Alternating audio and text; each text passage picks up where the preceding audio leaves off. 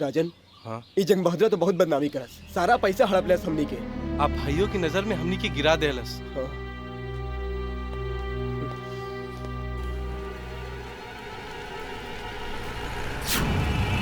साहब जी, रुक रुक, गाड़ी रुक, गाड़ी रुक, रुक। साहब जी, साहब जी, साहब जी, ये क्या हो गए साहब जी? साहब जी, क्या हो गए? ये क्या हो गए साहब जी? ये क्या हो गए? अरे कृष्णा, तू लौट जाओ कृष्णा। अरे हम अपना खातिर भी पराया हो गई नहीं। ए बाबू, तोरा के कुछ मत हो जाए। अरे हम तो बहुत मनहूस बानी। ना साहब जी, राहुल साया कैसे मनहूस हो सकेला? एक रोड के इंसान के इतना बड़ा आदमी बना देनी। राहुल साया मनहूस ना हो सके साहब जी, मनहूस ना हो सके। साहब जी, बड़की मालकिन और छोटी मालकिन कहाँ बनी? चली साहब जी, सब कोई राहुल इंतजार करता। चली, ले चली मालकिनी के पास। भौजी, देखी हम रवा खातिर गरम गरम खीर लेके आइल बानी, ली। हाँ। अच्छा बाना? और खाएं। मालकिन, छोटी मालकिन। हाँ? किसना? देखो था, अरे कृष्णा इल्बा।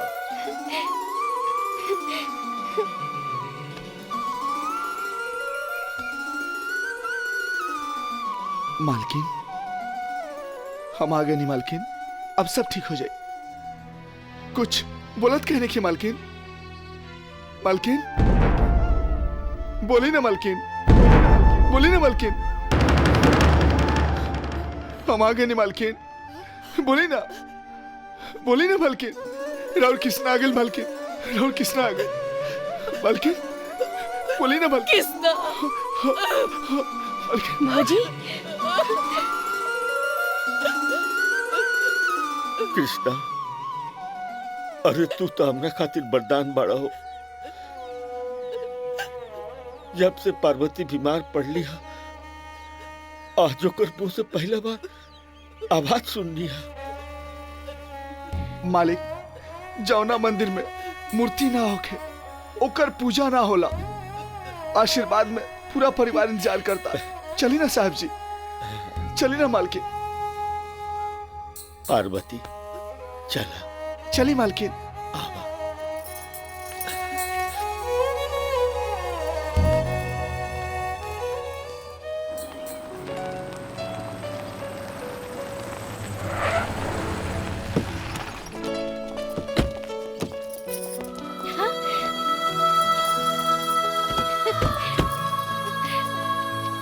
भैया।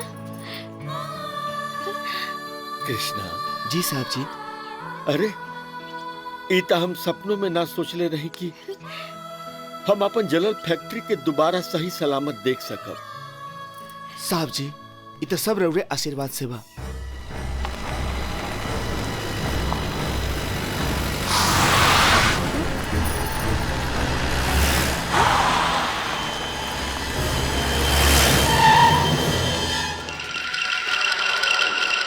लागता पूरा खानदान के मौत हमरे हाथ से लिखल बा। मुद्दई लाख बुरा चाहे तो का होखेला, वही होखेला जे मंजूरे खुदा होखेला। हम एक बार तोहरा के पहले भी बता देले रही कि ठाकुर राज नारायण प्रताप सिंह के मारे वाला भी पैदा नहीं के भाई। देखत का बड़ा सन, मारे सन चढ़ के।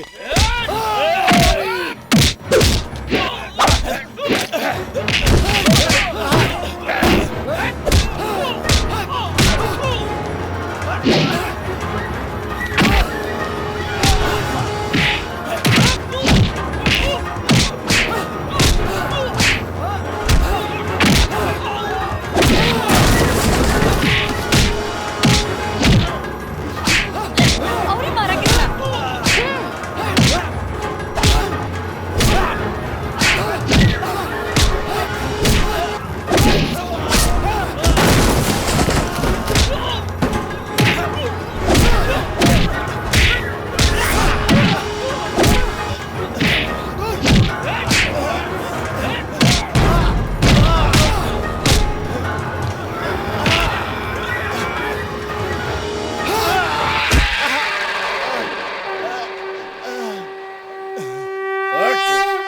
ठाकुर साला कुत्ता।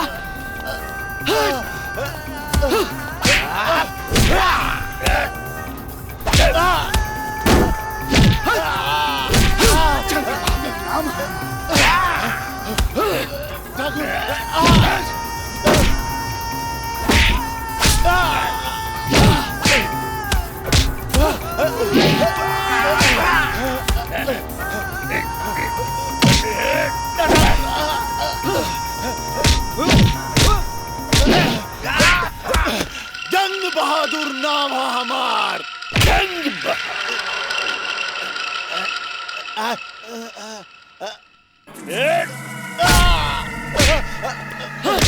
हरामी क्या नाम है रे? अब सुनाई दे रहा बा। सुनाई पड़ता हराम के। निकल बे, चल। हे कृष्णा, छोड़ दे हमरे भैया के, ना तो तोरा साहब के भाई को उड़ा दे। ओ काली, उठा भैया, मारा सारन के। जंग बहादुर नाम है हमार।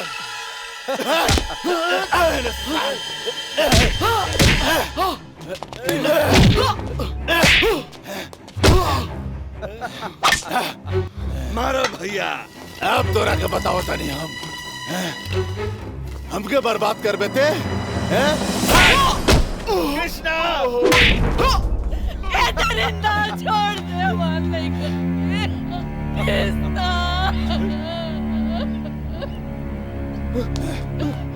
बैठाओ साली के गाड़ी में। भैया भैया भैया कृष्णा, हे कृष्णा,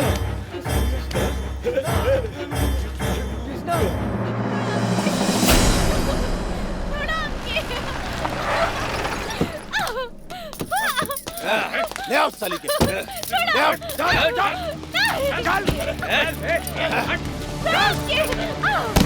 ना भैया ऐस करा करा। के बताई तो के? ए जन बहादुर, हमरा के छोड़ दो, ना तो हमार कृष्णा आई ना तोरा की जान से मार दी। अरे तोहार कृष्णा तो कब के मर गई। जंग बहादुर नाम है हमार। जन बहादुर? थू।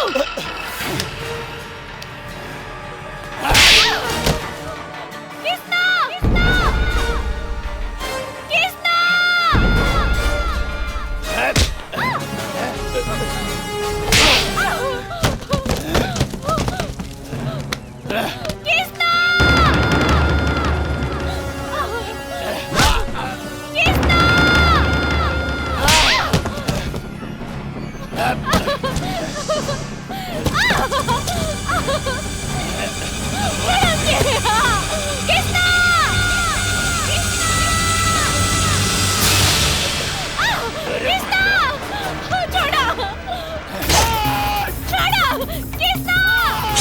नखरा छोड़ दे। मान जाओ।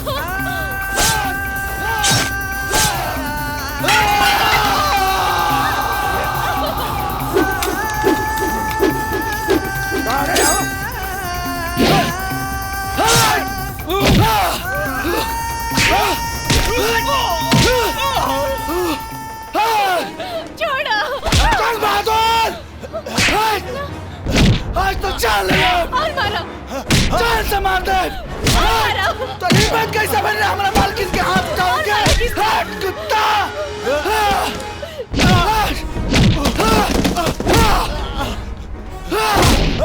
मारो।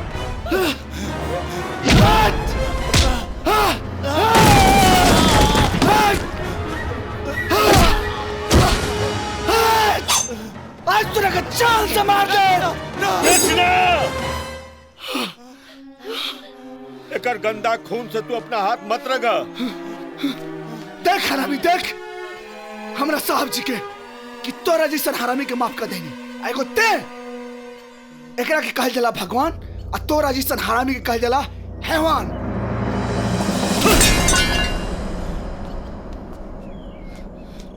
आओ कृष्णा।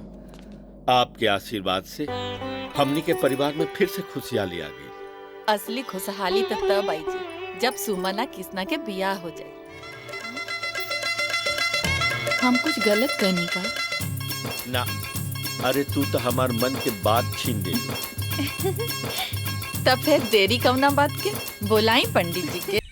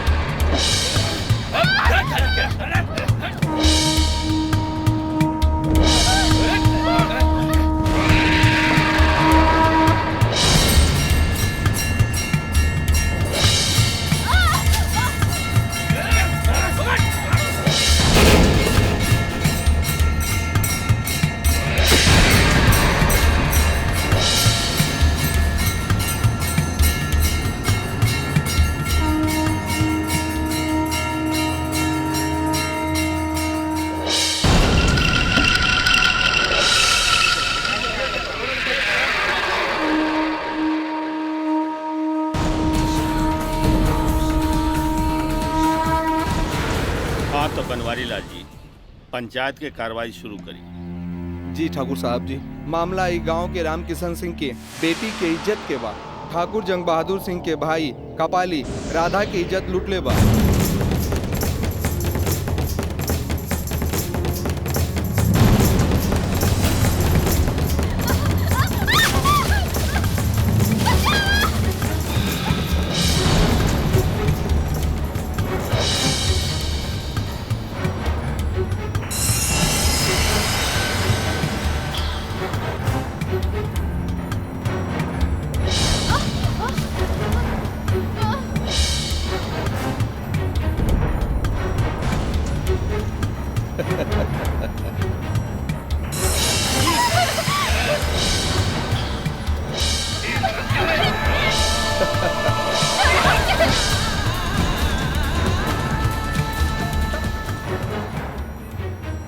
हम सिर्फ ही जाने के चाहता नहीं कि घिनौना इल्जाम के कोनो चश्मदीद गवाह बा।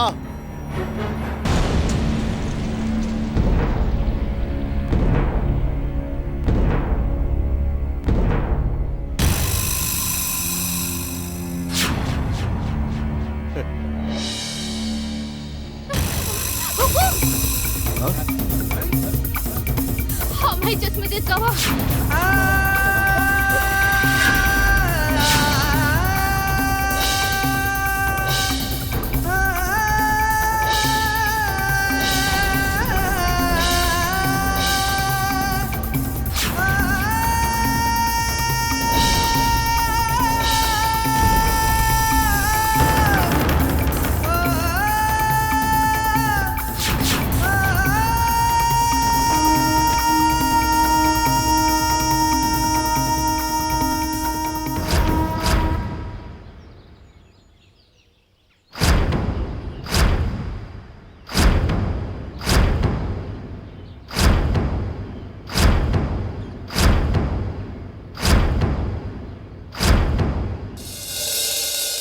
ई गांव खाली गांव ना है, एक पूरा परिवार है जेकर देखभाल ई पंचायत करेला। अब ई बात साबित हो चुकल बा कि गांव के बेटी के मान मर्यादा इज्जत कपाली सिंह लुटले बाड़ा। ई ऐसन कुकर्म बा जेकर भरपाई कोनो सजा से ना हो सकेला। एकरा खातिर ये पंचायती फैसला करता कि कपाली सिंह के उ लड़की के अपना घर के इज्जत बनावे के पड़ी, ओकरा से ब्याह करे के पड़ी। और ये पंचायत इहो फैसला करता कि अगर उ लड़की के कौनो तरह के परेशानी एकरा घर में भई तब ठाकुर जंग बहादुर सिंह के पूरा परिवार के हुक्का पानी ई गांव में बंद कर दिहल जाई। अमीर हो गरीब हो, ई बात सबके होला। बेटी चाहे केहू के हो, इज्जत पूरा गांव के होला। आज तक हमार के बर्बादी भइल उस सब के कारण ठाकुर बा। पिछला इलेक्शन में हम हारे वाला ना रही, लेकिन ठाकुर के वजह से हमारा जीत से हाथ धोवे के पड़ गई। बड़े ईमानदार बनेला ना ओकरा के ईमानदारी के वो पाठ पढ़ाई ओकरा के हम कि ओकरा के ईमानदारी शब्द से भी नफरत हो जाई। जवन लड़की के औकात हमार रखेल बने के नहीं ओसे ठाकुर हमार शादी करावल चाहता नहीं। हम राधा से ब्याह ना करब, चाहे कुछ हो जाए। ना भाई ना, ये फैसला भरल पंचायत के बीच में भइल है। ये फैसला मान ही के पड़ी। मगर काहे हम काहे मानी पंचायत के फैसला? काहे कि राजपुर के लोग ठाकुर कबीर साहब के देवता माना था। यही से अभी राधा से शादी करे के पड़ी। ओकरा बाद खेल के असली मजा आई। अरे शादी के बाद का सब खेले खत्म हो जाई। कपाली, अभी तू बच्चा खिलाड़ी बाड़ा। सही खिलाड़ी वो होला जे सही समय के इंतजार करेला। देखिए एक दिन ऐसा समय आई कि पूरा राजपुर गांव पर हमारा अधिकार हो। लेकिन ठाकुर के जीते जी ऐसा कभू ना हो सकेला। तो ठीक कहा तारा, लेकिन हम ठाकुर के मारब ना। अरे हम तो करू हाल करके छोड़ब कि एक दिन वो खुद अपना मौत के आवाज देई, लेकिन मौत भी ओकरा बदहाली पर थूक के चल जाई।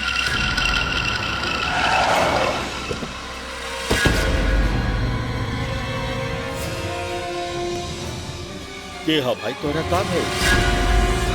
हमरा से कुछ ना भय, लेकिन तोहरा के जरूर है ठाकुर साहब। तनिक नजर घुमा के देख ल।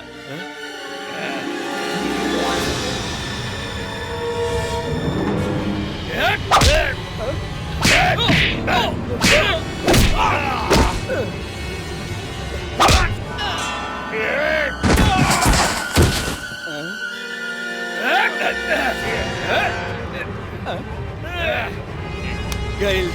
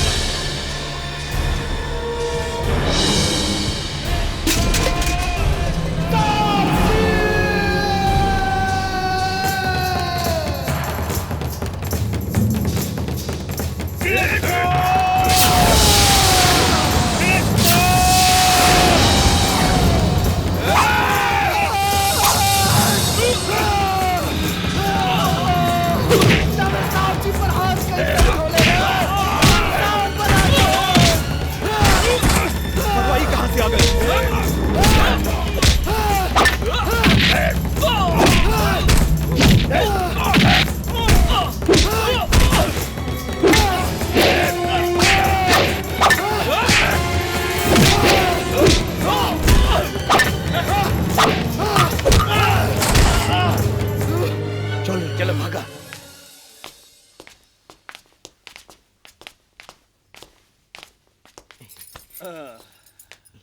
अरे किसना जी मालकिन। ई का भइल?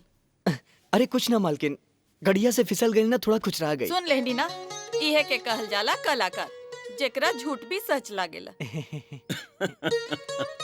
पार्वती, तू हमरा के एक कप अरु का कहल जाला? काफी काफी। हाँ हाँ कॉफी।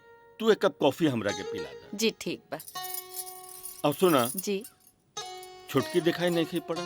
साहब जी, हमरा मालूम बा छोटकी मालकिन कहाँ हुई हन। अदत मालकिन आज गांव में शूटिंग चलता, हम जाता नहीं शूटिंग देखे, अब मालकिन के भेज देता नहीं। एकदम फिल्मची हो गई बा।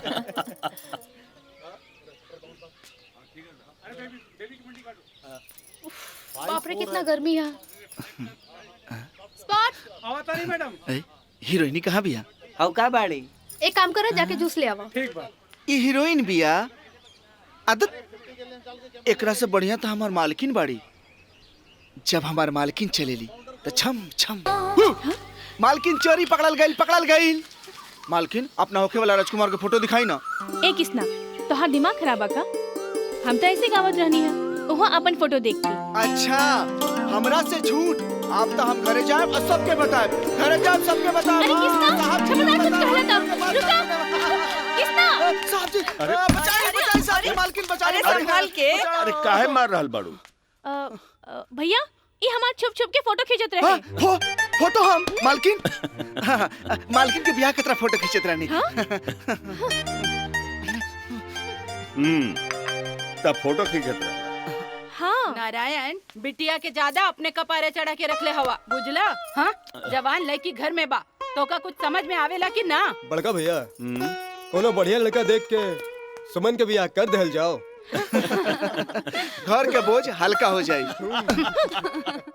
बात तो एकदम ठीक बा। ये छुटकी हमरा आंगन में खेलत खेलत कब बड़ हो गई हमके पता नहीं चलल। वैसे एक लड़का बा हमरा दिमाग में। तो साहब जी देर कौना बात के बा, जोन हम फोटो खींच ले बनी झट से लेकर वाला के भिजवा दी। ये हमके पसंद ना है नारायण। इनके लोगन के मना कैदा समझावा नारायण इनके। मुस्कुराहट ही जीवन के पहचान होला।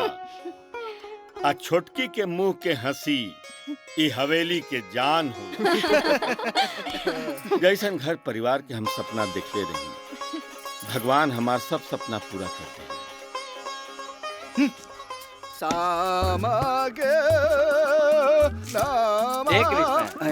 ये का करत बड़े? रामू काका सब्जी काटा तानी। छोड़ा ये हमार काम बा, तू जा यहाँ। अरे रामू काका बुढ़ापा में तू इतना काम करेला ई देख के हमरा अच्छा ना लागे रे। अच्छा बेटा तेरा अपना बारे में इतना अच्छा ख्याल बा। ठीक बा तू खाना बना दे, हम जाता नहीं। ना ए रामू काका तू बुरा मान गईला का? ई तू ही बनावा, हम चला तानी। है गोलू बाबू हाइला दूध आ फटाक से पी जा।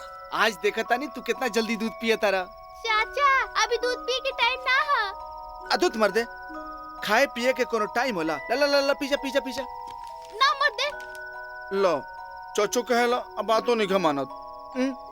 का बात है चाचा, आज बड़ा जल्दी में बाड़ा। अरे दिन भर हम कुदुक कुदुक के थक गइल बानी बुझला। जल्दी से काम निपटा के हम सूतल चाहत बानी। ला ला ला ला पीला पीला। का बात बात जी हमार शेर। वेल डन चाचा, वुल्डन नहीं वेल डन। अरे हाँ उहे मर्दे, चला जल्दी से सूत जा। आओ वाह हमार काम बन गई। छोटी मालकिन इली गरम गरम चाय पी ली। केकर फोटो बनाओ तनी बुडवा में। एक बहुत बड़ स्टार की फोटो बनावता नी। अरे बनावही के बाद तो हमार फोटो बनाई। आवे वाला कल के हमरा से बड़ा स्टार केहू नहीं खेरी। अच्छा तो तू स्टार हवा। मालकिन हमार ऑटोग्राफ ले ली। हाँ। ना तो कल ऑटोग्राफ के लाइन में सबसे पीछे रहे रहुआ। अच्छा ठीक बा, अब तू जा, हमारा दिमाग मत खराब कर। हमके फोटो बनावे के बा। हाँ कलाकार के कोनो इज्जत नहीं।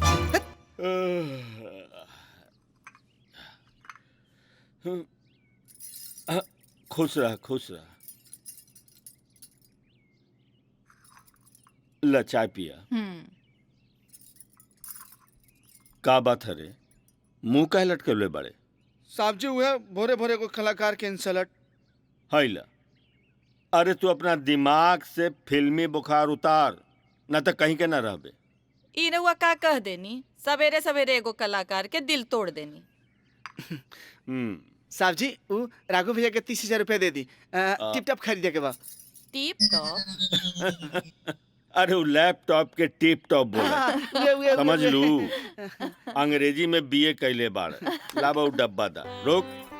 इली आइले। ई कहा साहब जी? अरे सुमन खातिर गइल रही गहना खरीदे, त तोहरो खातिर ले आइल बानी। सोना की चैन। एक कप कोई चाय ना हमके देवे वाला है और हम डगर डगर इधर उधर घूमत हई। का बैल का की? आपन सूरत या राजन भैया चाय रख दा, मुड़ी पे नहीं रखबा। आज उठावे ना आइला। उ कहा कि ठीक है ना भाईल, भोरे भोरे तोर मनुष्य शकल देखे नी तो आधा दिन खराब चला हमार। जानी आज तोहार पूरा दिन खराब जाई, पूरा दिन खराब जाई और 3 बार पूरा दिन खराब जाई। वो कैसे? कैसे कि तू अपन खुद के शकल जे शीशा में देख ले बड़ा। ए रुक ठहर। ए गरम पानी भेज दिया। तू यहाँ बैठ के प्याज छीला, चाह ना बना के दे सकेला? हाँ? बता बता। हाँ तो रामू काका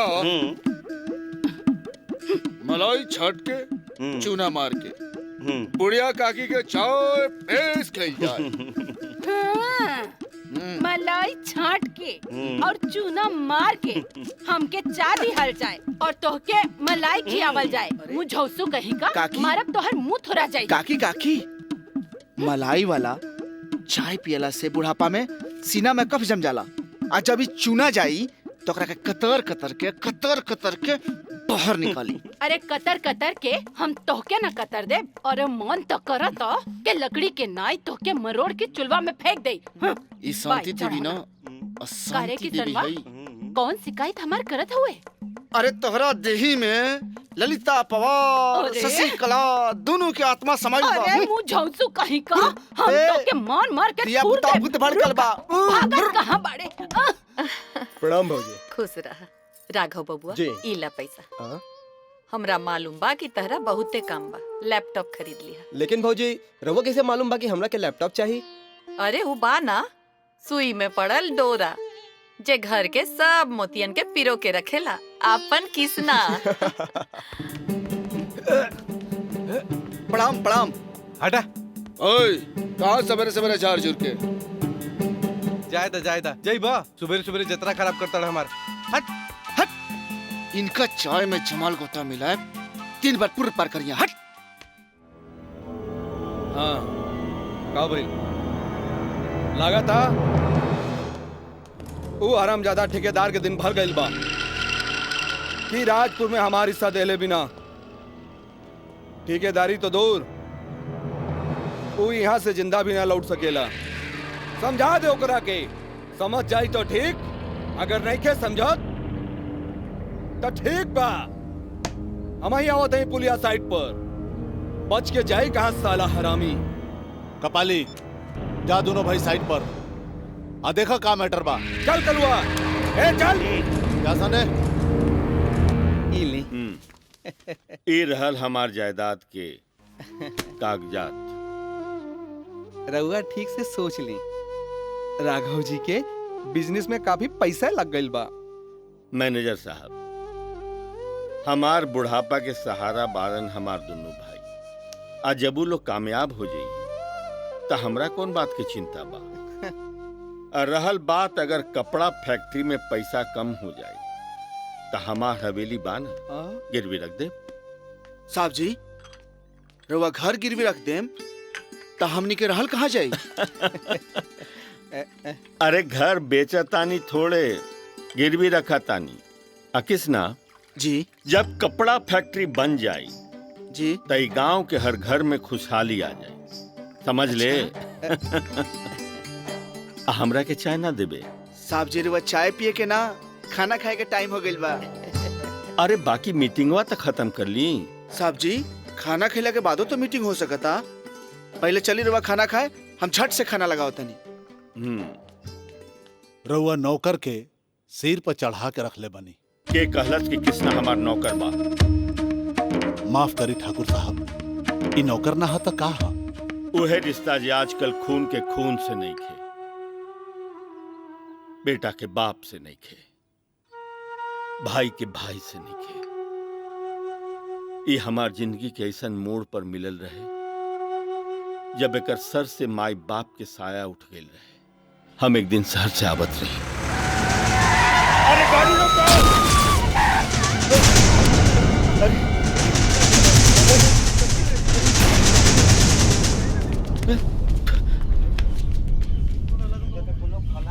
अरे केकर बच्चा है भाई? 1 साल पहले एकर माई बाप एजे एक्सीडेंट में मर गई। गांव वाला खाना पीना दे देवेला, काहे कि अनाथ बच्चा है। आज से ही बच्चा अनाथ ना रही। और कृष्णा भी आज तक यही रिश्ता निभा रहल बा और हम भी निभा रहल बानी। हमरा के माफ करी। अच्छा तो ठाकुर साहब, अब हम चलत बानी, हमरा के इजाजत दी। 2-4 दिन के अंदर में ही रउआ के बैंक के चेक मिल जाई। अच्छा ठीक बा। प्रणाम। प्रणाम। बहुत मजा आयल ना? अरे ओहो, कितना बार कहने की तू लोग हमार खाना पर इंतजार मत कर। अरे तू लोग अब सियान हो गइल बाड़ा। बड़का भैया, सियान होगा का मतलब ई ना होला कि आदमी अपन परंपरा के झूठ कर देवे। काकी भूख जोर से लगल बा का? अरे बचवा लागल ह त का, पर इनके अइले बिना कैसे सब कोई खाना खाए। जियतानी हम तहरे आस में। हमार देवी देवता के प्रणाम। का है मैडम, का टुकुर टुकुर ताकतारू हैं? सुजा सुजा।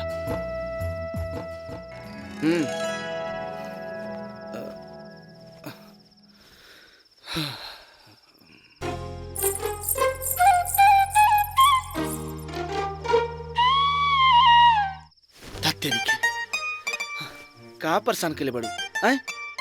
सुते दा ना, हमरा बिहाने बिहाने उठे के बाप बुझाइल। चला तू सुत जा। हाँ गुड नाइट।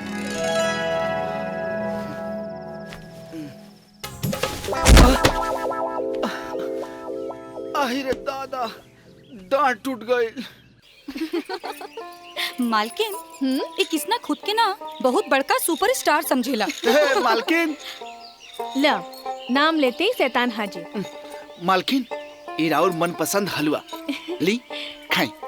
ठीक बा खा ले, लेकिन सुना, काल हमरा के फिल्म देखे जाए के बा। फिल्म?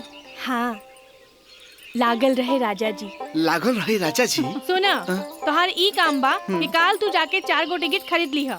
हम डायरेक्ट कॉलेज से सहेलियन के साथ ओहिजा पहुंच जाए। चलो भाई, ला जल्दी। 10 के 20, 10 के 20, 10 के 20, 10 के 20, 10 के 20, 10 के 20, 10 के 20, आगे वाला 10 के 20, 10 के 20, 10 के 20। लो जल्दी ला, 10 के 20, 10 के 20। अरे जल्दी करो, पैसा जल्दी दो।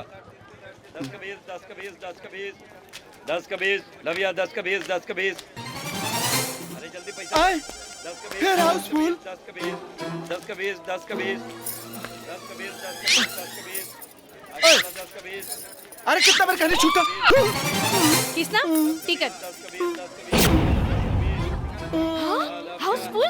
किसना हमके टिकट चाहिए? मतलब चाहिए। ए सुमन, तू तो कालू हमार कृष्णा ऐसन बा। ई तो खाली डब्बा बा। टिकट चाहिए?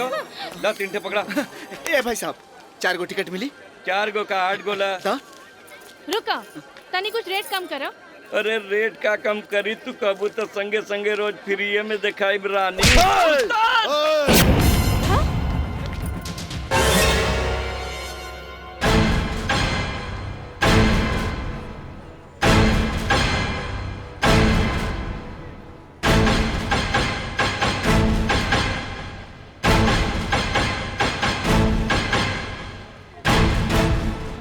का रे, गांव देहात से आके यहाँ रंगदारी कहलस तो के मरले। हाँ, कहीं हम चुन लेनी तब।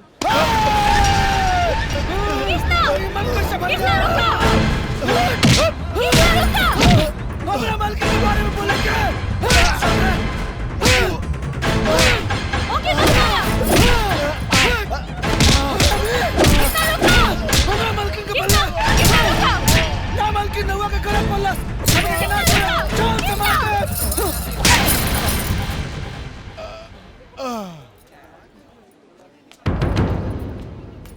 ए सुमन, काहे मरलू तू बेचारा के? तो के मालूम नहीं थे, अगर हम ओकर ना रोकती तो किसना कर जान ले लेत।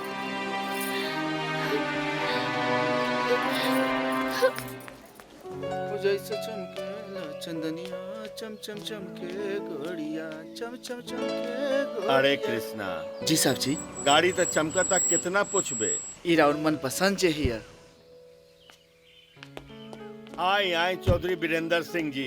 ठाकुर साहब, जय श्री राम जी की। जय श्री राम ठाकुर साहब।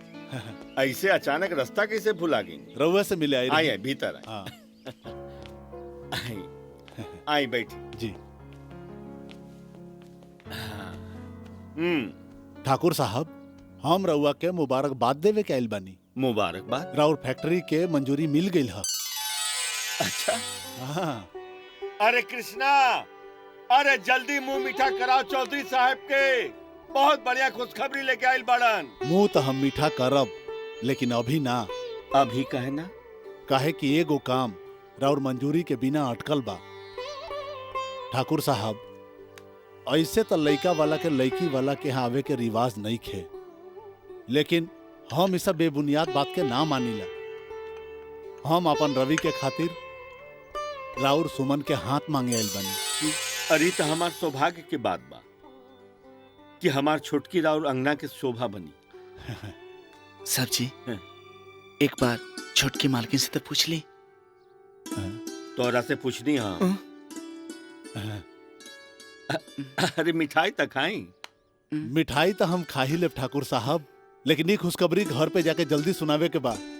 अच्छा ठाकुर साहब, प्रणाम। अच्छा प्रणाम।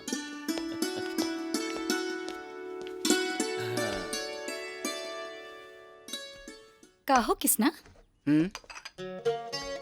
छोटकी मालकिन के तबियत फिट हो गई।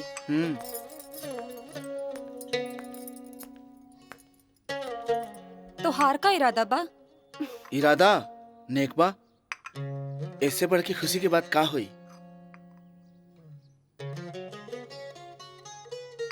ए राजा, तू चाह बताई खुशी दुगना हो सकेला?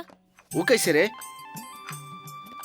देखा, हम हो कुंवार बानी और तू हो बड़ा, ता बोला ना का इरादा बा? हट फिर।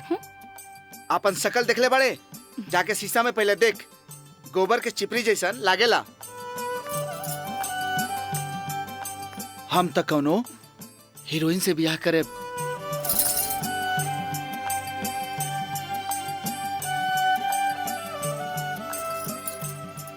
तहरा के यदि हीरोइन के सभी गुण हमरा में मिल जाई त तोरा में हीरोइन के गुण? हाँ। हट मुझे से।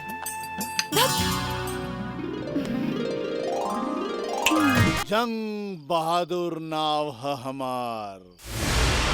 अरे तो हम कहिए तो सुनता नहीं, लेकिन आज तक उ ठाकुर दिन दुगनी रात चौगुनी तरक्की करता। ओकर आज तक कुछो ना कर पौला।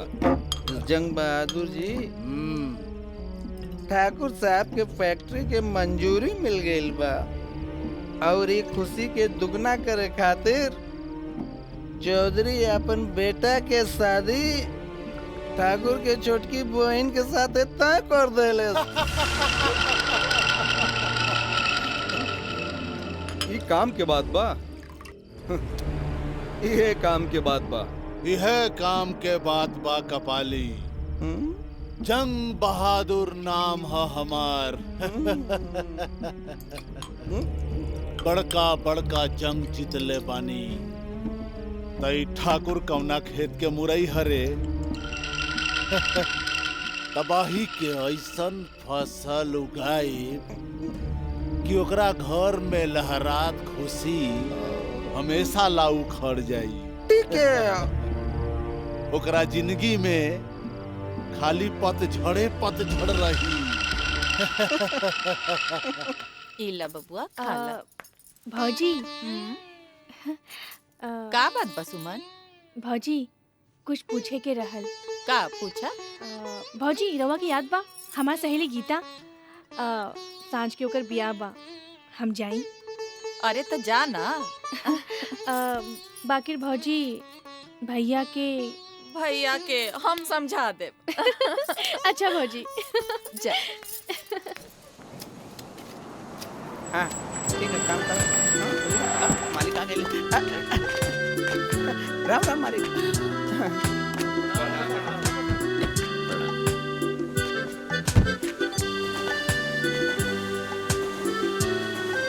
प्रणाम प्रणाम। भैया ये मोतिहारी के मोती जी के 3 लाख रुपया भेजक बाटे। ए जी, अरे सुमन बुच्ची अपन सहेली के बियाह में गई रहली, अभी तक ना आई।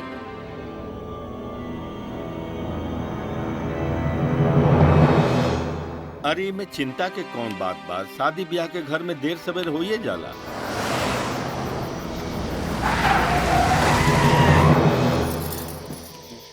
का भाई मुन्ना?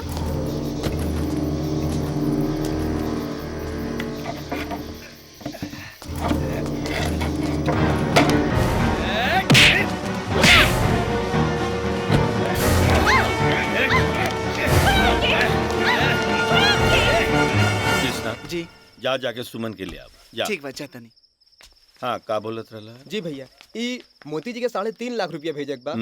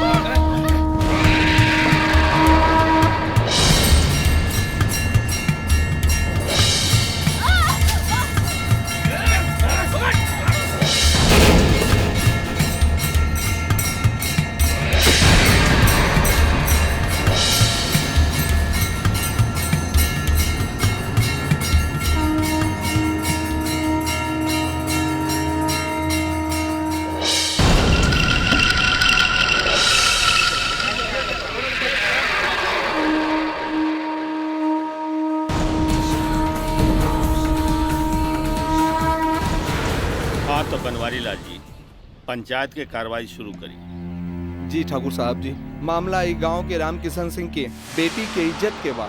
ठाकुर जंग बहादुर सिंह के भाई कपाली राधा की इज्जत लूट ले बा।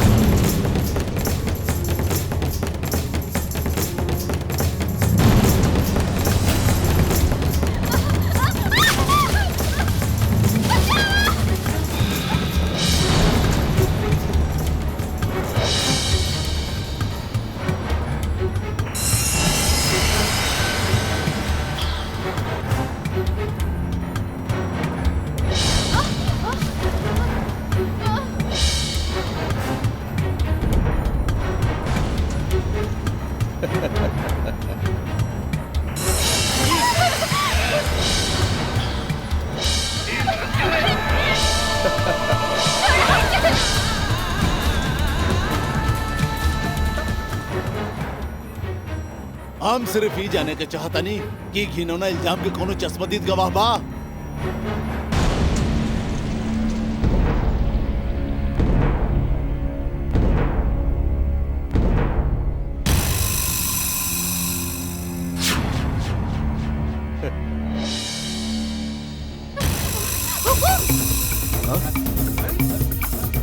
हाँ भाई चश्मदीद गवाह।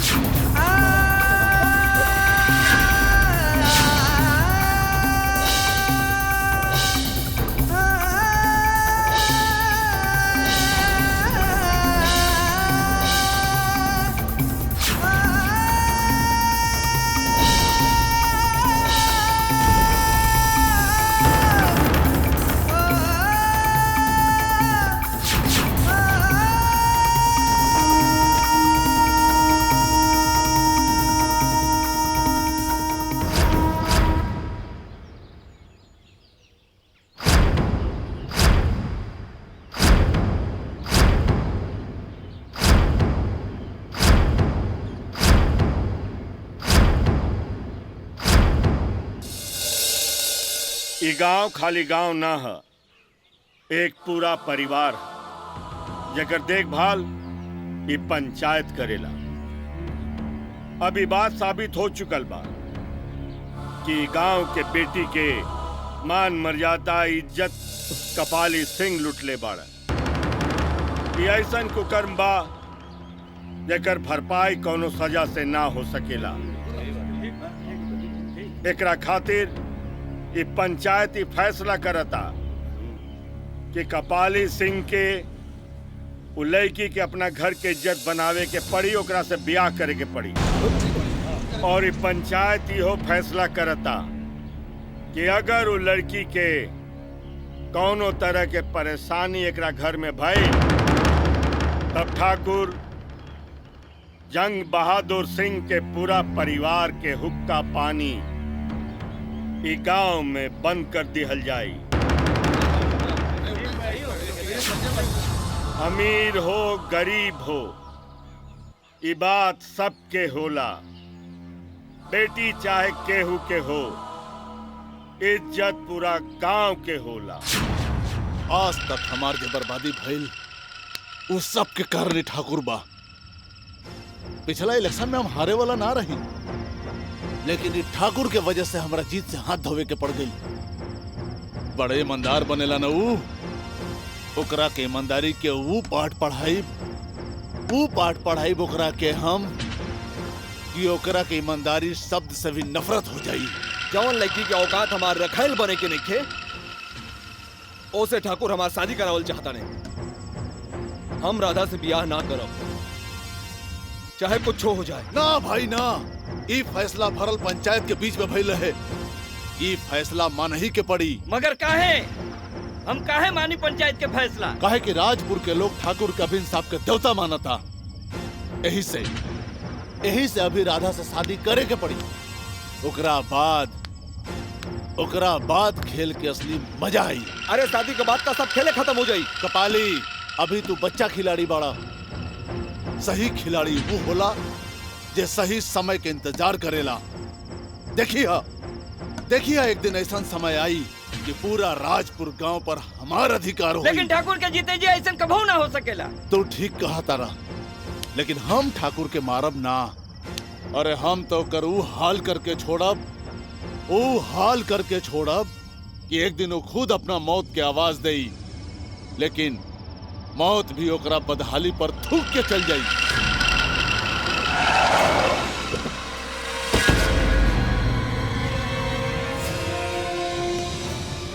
के हो भाई तोरा का है? हमरा से कुछ ना भय, लेकिन तोहरा के जरूर हुई ठाकुर साहब। तनिक नजर घुमा के देख ल।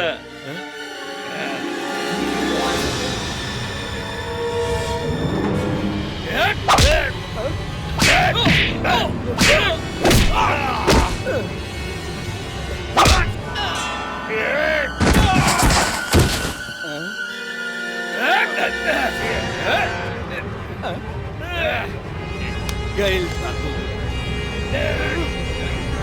गैल।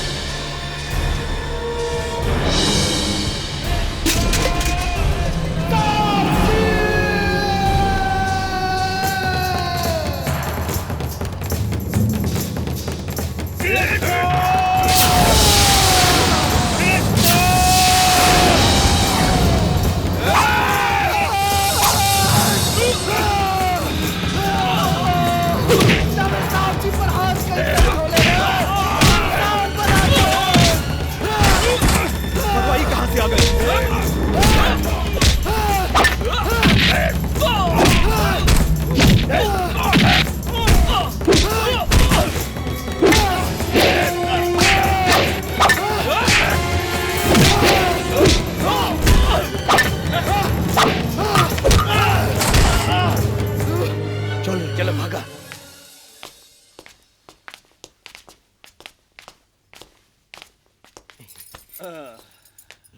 अरे किसना जी मालकिन। ई का भइल? अरे कुछ ना मालकिन, गड़िया से फिसल गई ना, थोड़ा कुछ रह गई। सुन लेनी ना, इहे के कहल जाला कलाकार, जेकरा झूठ भी सच लागेला। पार्वती, अब तू हमरा के एक कप अरु का कहल जाला? काफी काफी। हाँ हाँ कॉफी। तू एक कप कॉफी हमरा के पिला दे। जी ठीक बा। अब सुना जी। छुटकी दिखाई नहीं पड़ा। साहब जी हमरा मालूम बा छोटकी मालकिन कहाँ हुई हन। अदित मालकिन आज गांव में शूटिंग चलता, हम जाता शूटिंग देखे आ मालकिन के भेज देता नहीं। एकदम फिल्मची हो गई बा।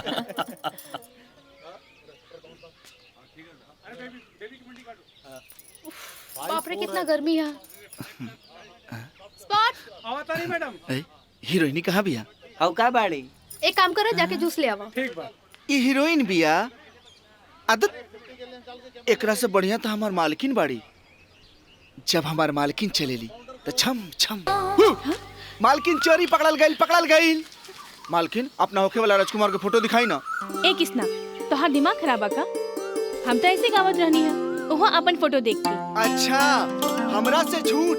आप तो हम घरे जाए और सबके बताए। घरे जाए सबके बताए। अरे किसना, खबरदार कुछ कहला तब। रुका किसना। साहब जी बचाइए साहब जी, मालकिन बचाइए। संभाल के। अरे काहे मार रहल बाड़ू? भैया ये हमार छुप छुप के फोटो खींचत रहे। फोटो हम मालकिन मालकिन के ब्याह कतरा फोटो खींचत रहनी। तब फोटो खींचत रहे। हाँ। नारायण बिटिया के ज्यादा अपने कपारे चढ़ा के रख ले हवा, बुझला? हाँ जवान लड़की घर में बा तो का कुछ समझ में आवेला कि ना? बड़का भैया कोनो बढ़िया लड़का देख के सुमन के ब्याह कर देहल जाओ। घर के बोझ हल्का हो जाए। बात तो एकदम ठीक बा। ये छुटकी हमरा आंगन में खेलत खेलत कब बड़ हो गई हमके पता नहीं चलल। वैसे एक लड़का बा हमरा दिमाग में। तो साहब जी देर कौना बात के बा, जो हम फोटो खींच ले बनी झट से लेकर वाला के भिजवा दी। ये हमके पसंद ना है नारायण, इनके लोगन के मना कईदा, समझावा नारायण इनके। मुस्कुराहट ही जीवन के पहचान होला, आ छोटकी के मुंह के हंसी ई हवेली के जान हो। जैसन घर परिवार के हम सपना देखते रही, भगवान हमार सब सपना पूरा करते हैं। सामगे नमः। हे कृष्णा ई का करत बड़े? रामू काका सब्जी काटा तानी। छोड़ा ये हमार काम बा, तू जा यहाँ। अरे रामू काका बुढ़ापा में तू इतना काम करेला, ई देख के हमरा अच्छा ना लगे रे। अच्छा बेटा तेरा अपना बारे में इतना अच्छा ख्याल बा। ठीक बा तू खाना बना दे, हम जाता ना ए रामू काका तू बुरा मान गई का, ई तू ही बनावा, हम चलता नहीं। है गोलू बाबू हाई ला दूध अब फटाक से पी जा। आज देखा तानी तू कितना जल्दी दूध पिए तारा। चाचा अभी दूध पी के टाइम ना है। अदूत मर दे, खाए पिए के कोनो टाइम होला। ला ला ला ला पी जा पी जा पी जा। ना मर दे। लो चोचो कहेला अब बातों नहीं घमानत। का बात है चाचा, आज बड़ा जल्दी में बाड़ा। अरे दिन भर हम कुदुक कुदुक के थक गइल बानी, बुझला। जल्दी से काम निपटा के हम सूतल चाहत बानी। ला ला ला ला पीला पीला। का बात जी हमार शेर। वेल डन चाचा, वुल्डन नहीं वेल डन। अरे हाँ उहे मर्दे, चला जल्दी से सूत जा। आओ। वाह हमार काम बन गई। छोटी मालकिन इली गरम गरम चाय पी ली। केकर फोटो बनाओ तनी बुडवा में। एक बहुत बड़ स्टार की फोटो बनावता नी। अरे बनावही के बाद हमार फोटो बनाई। आवे वाला कल के हमरा से बड़ा स्टार केहू नहीं खेरी। अच्छा तो तू स्टार हवा। मालकिन हमार ऑटोग्राफ ले ली। हाँ। ना तो कल ऑटोग्राफ के लाइन में सबसे पीछे रहे रहुआ। अच्छा ठीक बा, अब तू जा, हमारा दिमाग मत खराब कर। हमके फोटो बनावे के बा। हाँ कलाकार के कोनो इज्जत नहीं।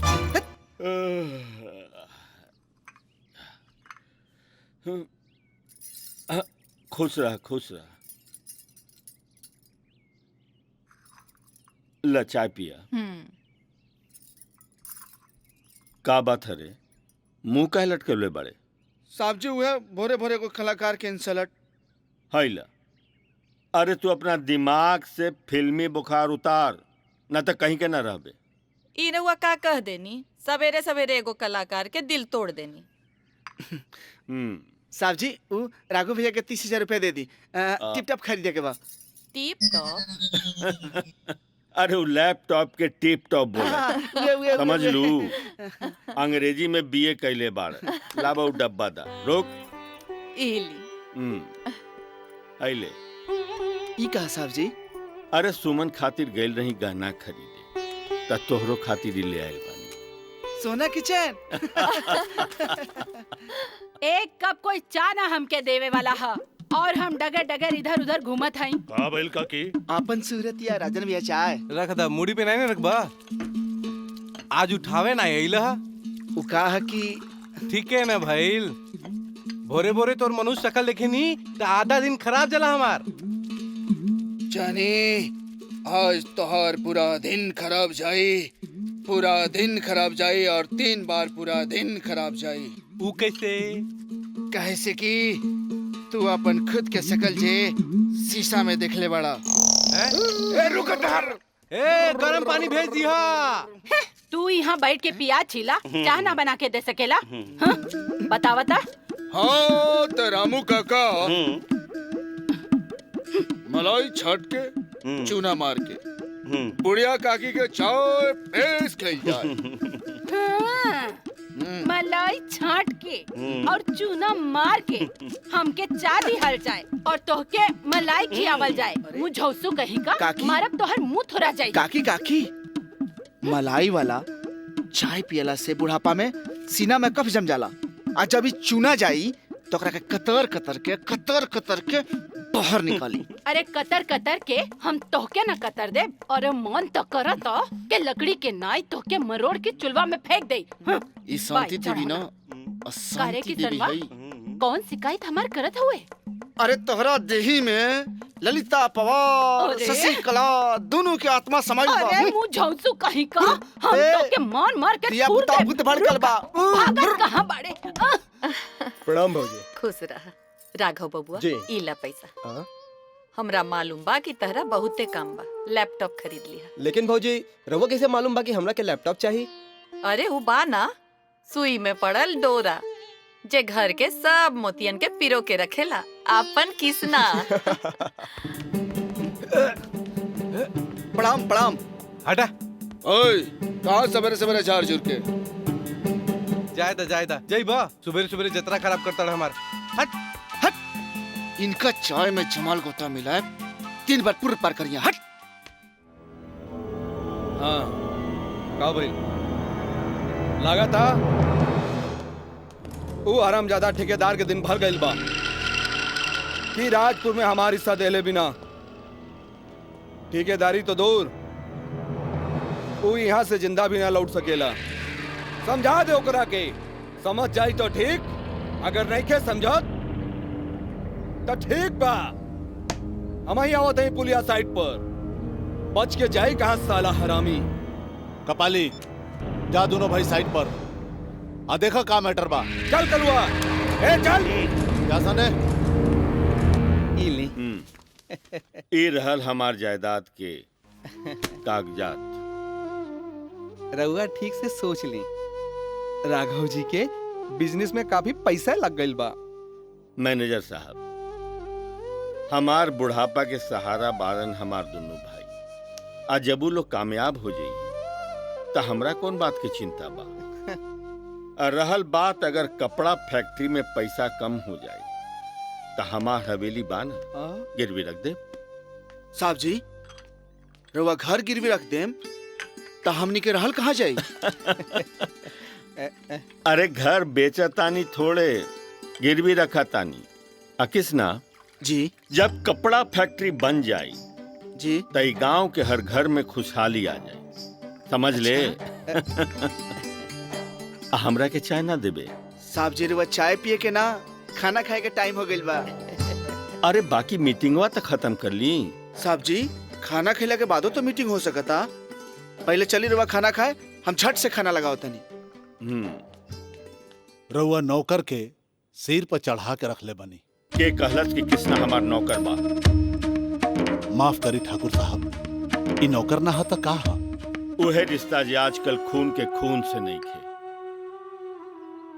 बेटा के बाप से नहीं खे, भाई के भाई से नहीं खे। ये हमार जिंदगी के ऐसा मोड़ पर मिलल रहे जब एकर सर से माई बाप के साया उठ गई रहे। हम एक दिन शहर से आवत रही। अरे गाड़ी रोको!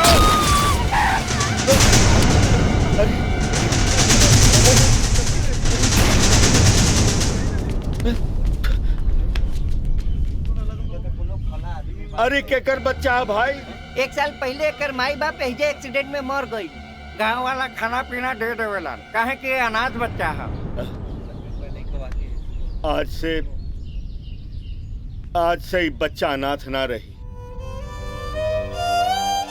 और कृष्णा भी आज तक यही रिश्ता निभा रहल बा और हम भी निभा रहल बानी। हमरा के माफ करी। अच्छा तो ठाकुर साहब अब हम चलत बानी, हमरा के इजाजत दी। 2-4 दिन के अंदर में ही रउआ के बैंक के चेक मिल जाई। अच्छा ठीक बा। प्रणाम। प्रणाम। बहुत मजा आयल ना? अरे ओहो, कितना बार कहने कि तू लोग हमार खाना पर इंतजार मत कर। अरे तू लोग अब सयान हो गइल बाड़ा। बड़का भैया, सयान होगा का मतलब ई ना होला कि आदमी अपन परंपरा के झूठ कर देवे। काकी भूख जोर से लगल बा का? अरे बजवा लागल ह त का, पर इनके अइले बिना कैसे सब कोई खाना खाए। जियतानी हम तहरे आस में। हमार देवी देवता के प्रणाम। काहे मैडम, का टुकुर टुकुर ताकतारू हैं? सुजा सुजा।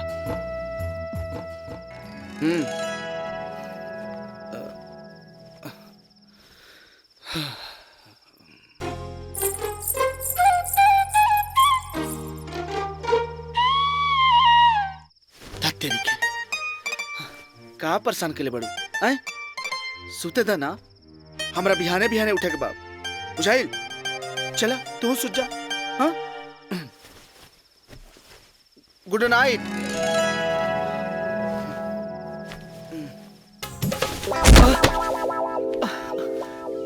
आहिरे दादा डांट टूट गई।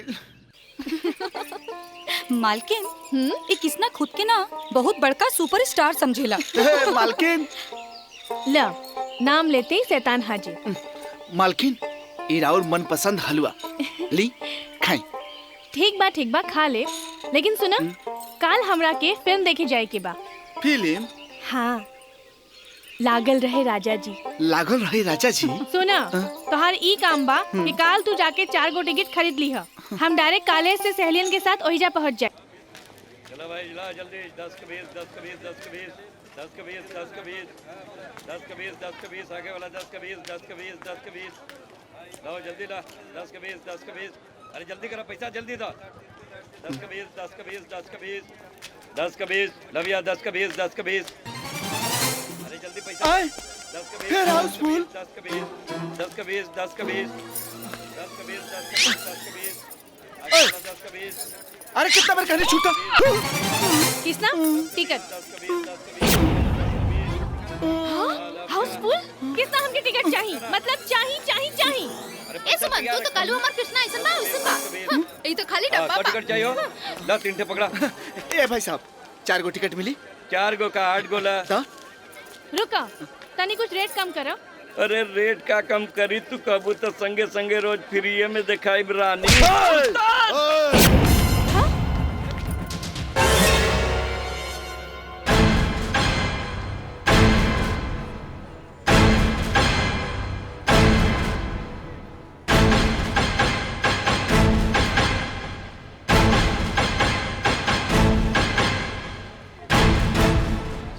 रे गांव देहात से आके यहाँ रंगदारी कहलस तो के मरले। हाँ कहीं हम चुन लेनी तब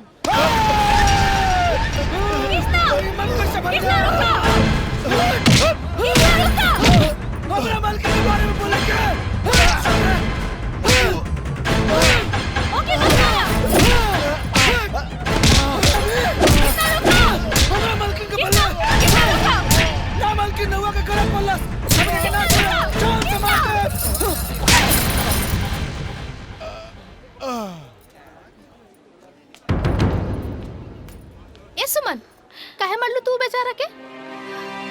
तो के मालूम नहीं थे अगर हम ओकर ना रोकती तो किसना कर जान ले लेत।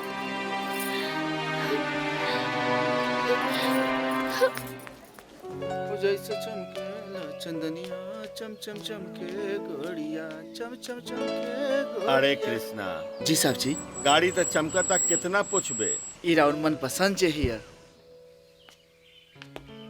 आए चौधरी वीरेंद्र सिंह जी।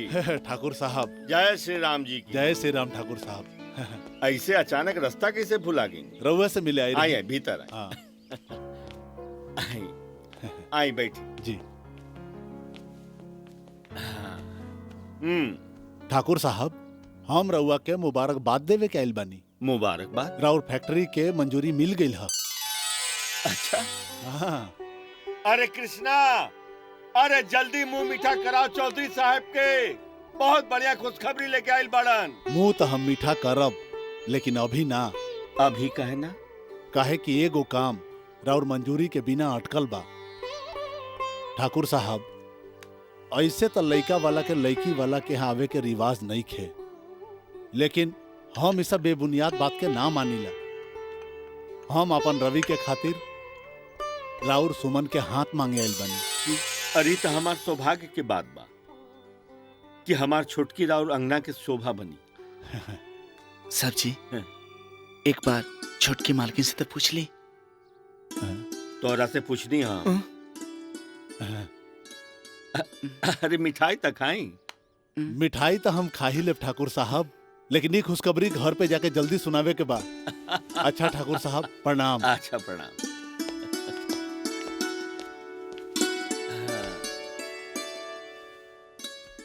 काहो किसना छोटकी मालकिन के तब ब्याह फिट हो गई।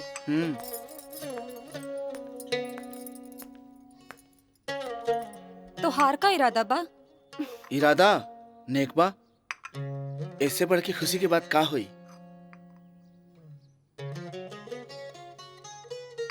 ए राजा, तू चाह बताई खुशी दुगना हो सकेला? वो कैसे रे? देखा, हम हो कुंवार बानी और तू हो बड़ा, ता बोला ना का इरादा बा? अपन शकल देखले बड़े? जाके शीशा में पहले देख, गोबर के चिपरी जैसन लागेला। हम तक कौनो हीरोइन से ब्याह करे।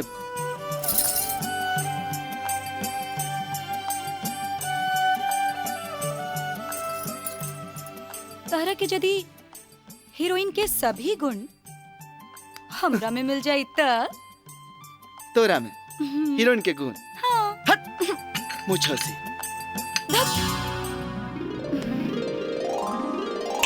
जंग बहादुर नाव है हमार। अरे तो हम कहिए तो सुनता नहीं, लेकिन आज तक ठाकुर दिन दुगनी रात चौगुनी तरक्की करता।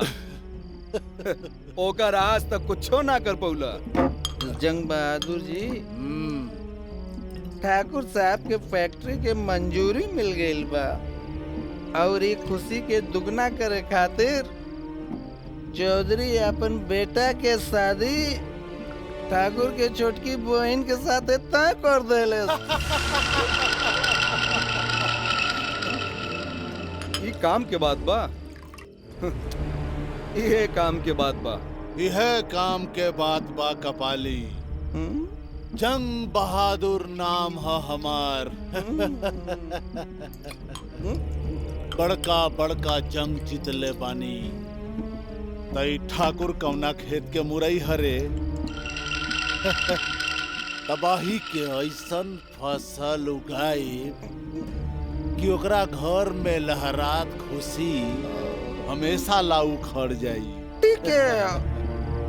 ओकरा जिंदगी में खाली पतझड़ रही। इला बबुआ खाला। भौजी का बात बा सुमन? भौजी कुछ पूछे के रहल। का पूछा? भौजी रवा की याद बा हमार सहेली गीता? सांझ के ओकर बियाह बा, हम जाई? अरे तो जा ना।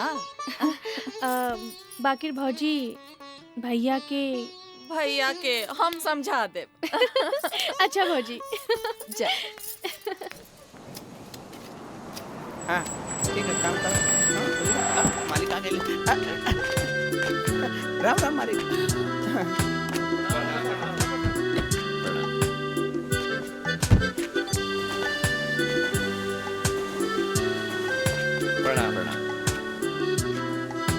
भैया ये मोतिहारी के मोती जी के 3 लाख रुपया भेजक बाटे। ए जी, अरे सुमन बुच्ची अपन सहेली के बियाह में गई रहली, अभी तक ना आई।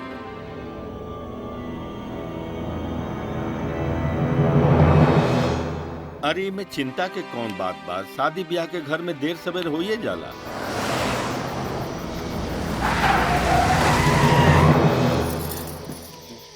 का भाई मुन्ना?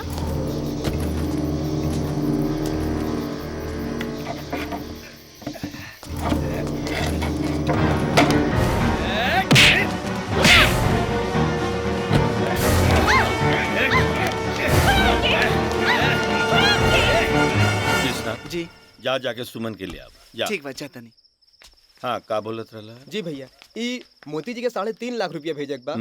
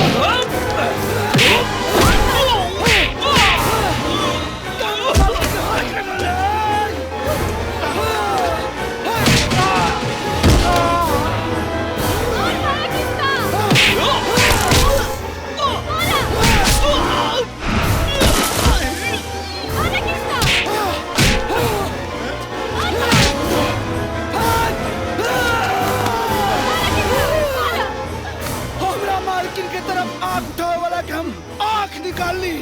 ते हाथ कैसे लगा दले रे? देखा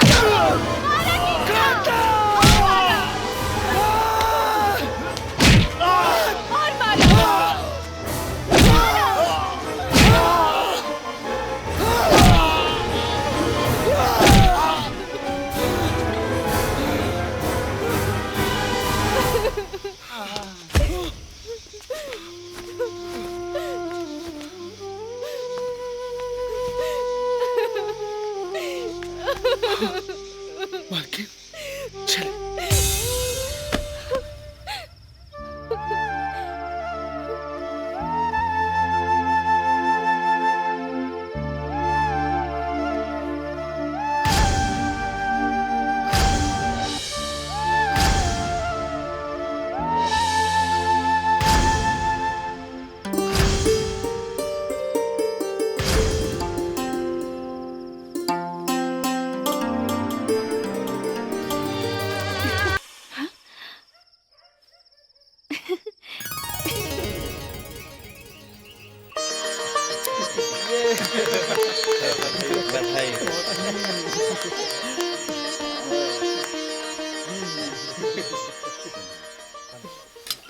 बिहान सूरज निकले से पहले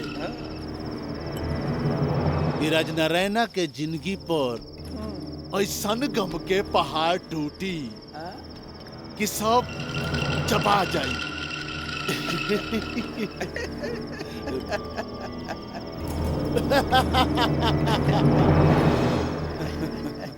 हऊ कहावत सुन ले बड़ा कि ना, जिए के ना मरे के हुकुर हुकुर करे के।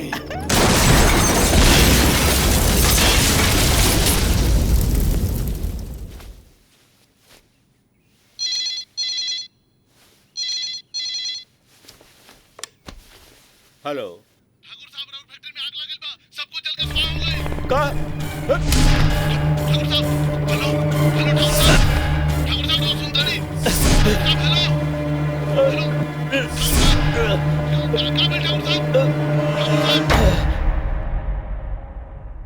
देखिए रहुआ लोगन के घबराए की जरूरत नहीं खे।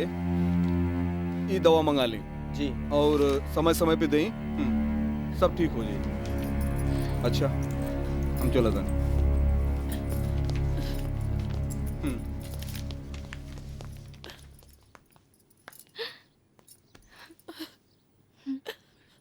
काकी जे भी भइल बड़ा बुरा भइल। हाँ काकी, ई बार हमनी के भैया के मदद जरूर करे के चाहिए। हाँ बिल्कुल ठीक, जरूर मदद करे के चाही। आपन मेल कारखाना कारोबार बेच दा, उनकर मदद कई दा, और तू लोग कटोरा लेके भीख मांगा। हमार का हमहू कोनो अंदिर मंदिर में बैठ के अपन पेट भर ले। रउआ ई का कहतानी काकी? ठीक कहत हई, हम तो हर सगी काकी हई, मैं भा महतारी ना हई, बुझला? काकी रहुआ कहे के मतलब कि बड़का भैया जौने हाल में बाड़े हमने की हुई हाल में छोड़ दी ही। अरे का बड़का भैया लगौले हुआ? अरे तू लोग खुद बड़ा हो गईला, अपन भविष्य के तोहे खुद सोचे देखे के चाही, बुझला? ठीक कहत बड़ू काकी, यदि भैया के हमनी के भविष्य के इतना चिंता रहत तो ई हवेली गिरवी कबो न रखतिन, और कबो ई भी ना सोचलेन कि हवेली ना रहे तो हमनी के कहाँ जाइब। ठीक है। तोहनी के बाद हमरा समझ में आ गई, बाकी का करे एक बार सब पता बा हमके। आई आई राजन बाबू आई। नमस्ते। विराजी विराजी प्रणाम। और मैनेजर बाबू रउआ काहे खड़ा बानी? रउआ बैठी। राजन बाबू रउआ हमरा घरे आईनी, ई तो हमरा ला बड़ा सौभाग्य के बात बा। ली चाय पीही। अरे एकर का जरूरत? बिस्कुट खाई चाय पीही। अरे रउए बहाने एक कप चाय हमरो के मिल जाई। वैसे अगर रउआ शाम ढलला के बाद आईती ना तो मजा कुछ औरो आई। अरे मैनेजर बाबू, अजी राजन बाबू के कबो हमरो महफिल में लेके आई। अरे नहीं नहीं, रउआ हमसे उम्र में बड़ा बानी, रोहरी महफिल में हमार कौन का। अरे राजन बाबू, अरे बड़ छोट कुछो नानू होला भाई। आ एक तरह से देखल जाओ तो बड़ उहे होला जे सबके एक समान एके नजर से देखेला। और वैसे भी राजन बाबू, हम काली कपाली आ रउआ में कौनो फर्क ना समझिला। ई तरह और बड़प्पन बा। का मैनेजर बाबू? रउआ चिंता मत करी, राजन बाबू के लेके हम जरूर आई। ठीक बा, अब हमनी के चले के इजाजत दी। ठीक बा, लेकिन आयब जरूर। हाँ हाँ बिल्कुल। चलिए प्रणाम। बैठो।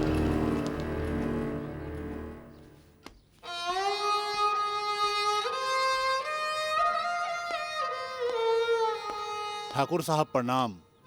प्रणाम प्रणाम, बैठिए। ठाकुर साहब, रउआ तो जाना तानी कि हम खाली बैंक में एगो मैनेजर हैं, बाकी हमरो ऊपर बहुत लोग बाड़न। रउआ सोचत हो कब की हमार पैसा डूब गए, बाकी ठाकुर राज नारायण सिंह के जवान पत्थर के लकीर बा। बैंक में हमार जमीन के कागज पड़ल बा। बात रहल इंस्टॉलमेंट के तो वो भी दिया जाए। राघव, राघव। हाँ भैया। जी भैया। इनका के 5 लाख रुपया दे दो। भैया इतना बड़ा रकम तो अभी ना हो पाई, काहे के सारा पैसा बिजनेस में इन्वेस्ट हो गइल बा। हाथ एकदम खाली बा भैया। ये रउआ का कहता नहीं राघव भैया? साहब जी रउआ लोगन के दौलत के समुंदर दे देनी, आज ओकरा में से 4 बूंद पानी मांगता नहीं, तरवा इनकार करता नहीं। ये अच्छा बात नहीं है राघव भैया। किसना नौकर बारे नौकर की तरह रहो, सर पे चढ़ के पेशाब करे की कोशिश मत कर। राघव, राघव, राघव।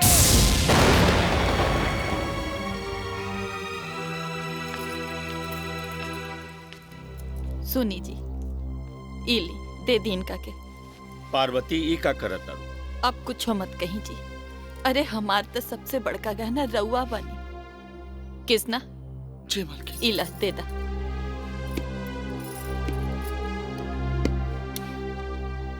एक किस्ता जी। इले गाड़ी के चाबी।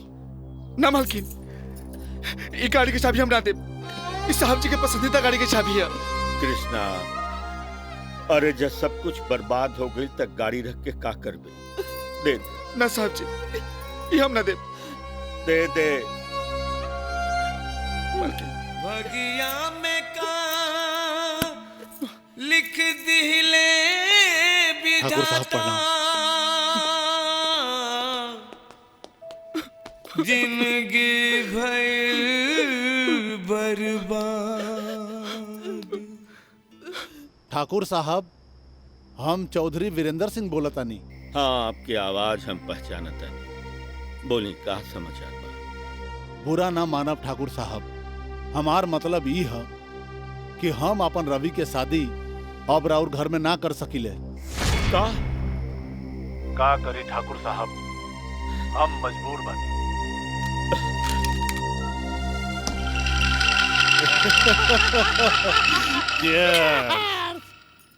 काकी, तू एकदम ठीक कहलू अपना तरफ से। और का? हमनी गलत रहनी सा। अरे ऊ तो हमहन के दबा के रखले रहलन, बुझाए नौकर है हमन। सब कुछ हुकूमत उनकर। खा बाबू। काकी, खाला। इस साल तो बढ़िया फायदा होखे वाला बा। आई भौजी। देखा ना कितना बढ़िया होखे वाला बा। बढ़िया तो होई की चाहिए ना। खाला, इहो ले ला। वाह भैया, काल तक तो बड़का भैया के बिना क्यों खाना ना खात रहे, आज ये परंपरा कैसे टूट गई? ई कौनो जरूरी नहीं खे कि जे पहले होत रहा वो अभी भी होखे। हाँ, ऊ ना हता हमन खाना वाना ना खाई का? ए जी, चली ना राउर खाना निकाल देता नहीं। ना, हमरा भूख नहीं के। सुनी ना,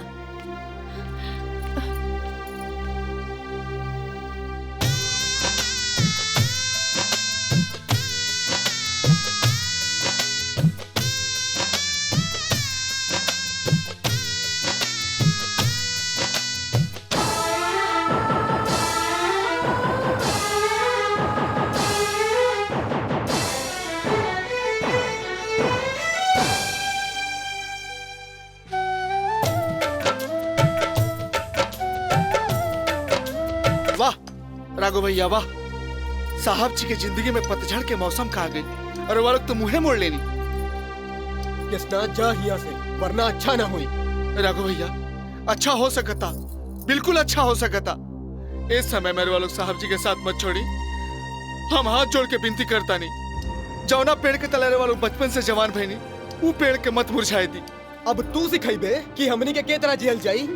छोड़ा जाय द, काहे दे कौड़ी के नौकर के मुंह लगावत बड़ा। रजनी भौजी, हाँ हम तू कौड़ी के नौकर हई, लेकिन ये बात सच बा कि एक औरत घर के नरक बना सकेले और स्वर्ग भी बना सकेले।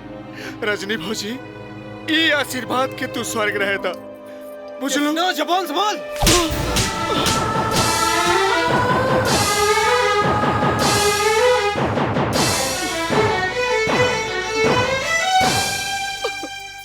चल जो यहाँ से।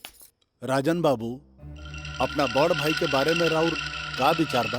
वो हमार बड़ भाई ना हमार भगवान होंगे। माई बाप के प्यार दोनों उन्हीं से हमके मिलल बा। लेकिन राजन बाबू, इहो तो हो सकेला कि राउर बड़ भाई के प्यार सिर्फ एक दिखावा होखे।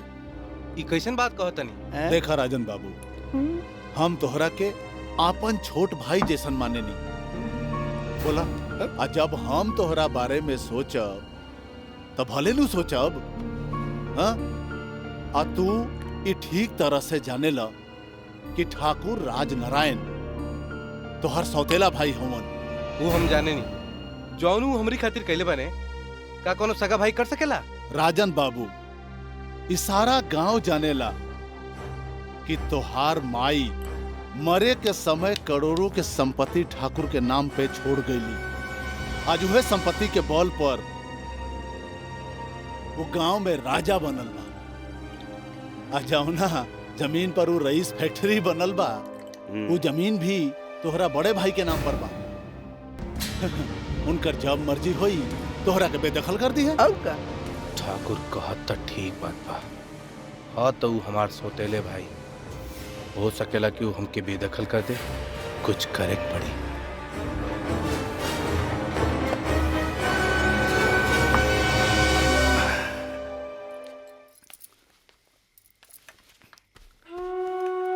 साहब जी, साहब जी, साहब जी खाना लेल बनी, उठी खा ली। हम तोहरा के एक बार कहनी ना, हमरा भूख नहीं खे।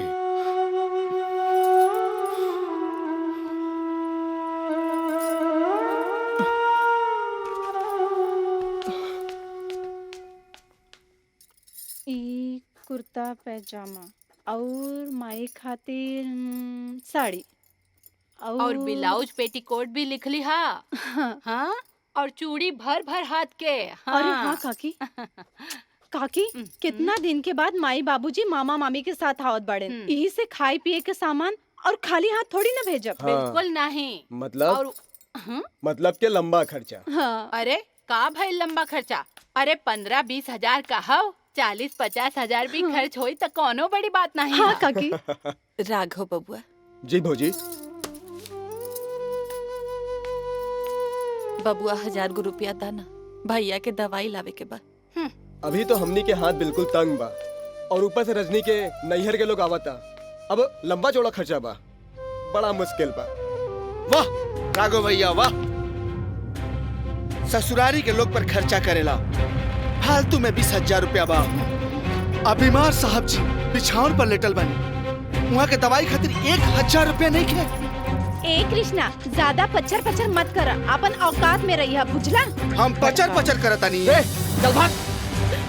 साहब जी के कुत्ता। कृष्णा ते जो ना। अरे भाग ना, खड़ा का हुए? हाँ, आइले बड़ा तरफदारी करे, भाग यहाँ से। भौजी, ये गहना ले ली और भैया के इलाज कराई। ना रे सुमन। भौजी, अब एकर का होई? रवा ले ली। ए बाजी, बेटी के देहल चीज वापस न लेहल जा, एके रख ला। हे भगवान, इस वक्त जैसन घर के केकर नजर लग गई।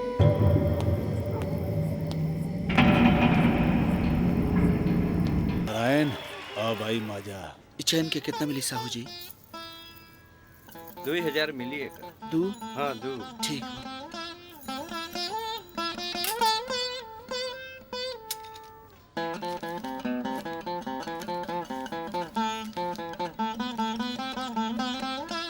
इला। साहू जी, इस चैन हमरा साहब जी के देहल निशानी है, एकरा के संभाल के रखे, हम फिर ले जाए। आपके बहुत बहुत एहसान हुई हमरा पर, प्रणाम। ठीक बा कृष्णा जी, हम एकरा बहुत संभाल के रखब। बहुत बहुत धन्यवाद। अरे हमार बेटी भोला मत बंद, सीधे सीधे बताओ कि सुमन के गहना कहाँ बा? ठीक है कहा तानी, शुद्ध भोजपुरी में बोलता नहीं। अब चुपचाप बताइबे कि देख कृष्णा, हम तोहरा से आखिरी बार पूछा था, सच सच बता दे वरना।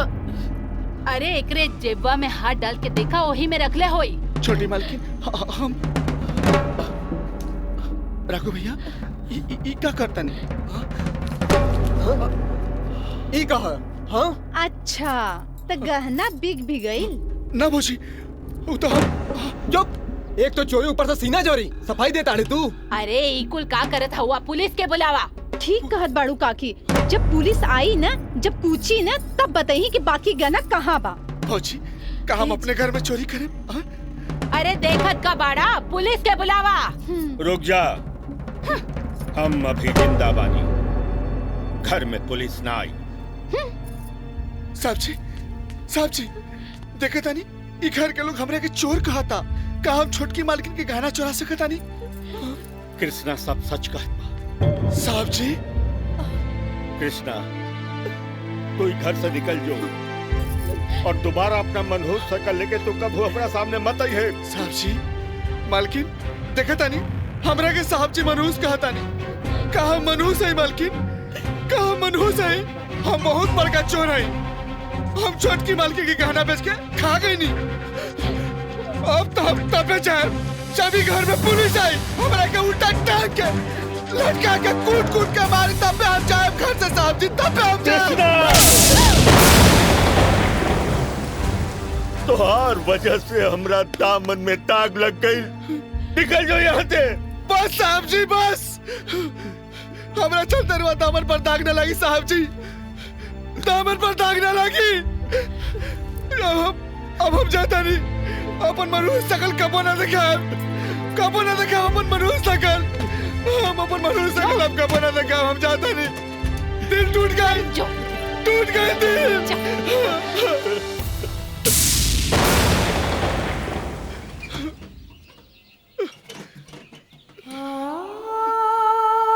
साहब जी हम जाता नहीं। साहब जी, अरे कम से कम अपन शकल तो दिखा दी।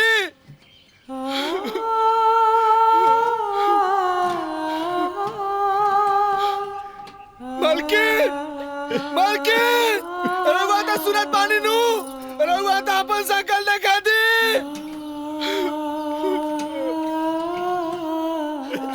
भैया अपने आप के संभालो। अरे कृष्णा, ये तोरा बात समझ में काहे नहीं के आवाज? किते अनाथ हुए, अनाथ के तो 2 वक्त के रोटी मिल सकेला, जिंदगी भर के साया ना मिले। हम जाता नहीं, आज के बाद हम अपन मनहूस शकल ना देखे, कबो ना देखे। आज तो तारा पानी से उठ गए, चल कृष्णा, अब तो क्यों नहीं खे। सोनी, रउआ कृष्णा के साथे ऐसन बर्ताव काहे कइल? हमरा तनी को उम्मीद ना रहे कि रउआ कृष्णा के साथ ऐसन करे। आपन दिल पे हाथ रख के बताई, का हमार कृष्णा चोर है? हमार कृष्णा चोरी कर सकेला? अब अहियो वक्त पर हमार कृष्णा के बुला लीजिए। ना पार्वती ना, अरे कृष्णा पर चोरी के इल्जाम नहीं थे, चोरी के इल्जाम हमरा ऊपर बा, हमरा ऊपर। बाकी ओकरा बुलावल ठीक ना होई, न तो ये लोग ओकरा के जिए ना दिए। ओकरा यही में भलाई, बाकी हमनी के नजर से दूर हो जाए, हमनी के नजर से दूर हो जाए।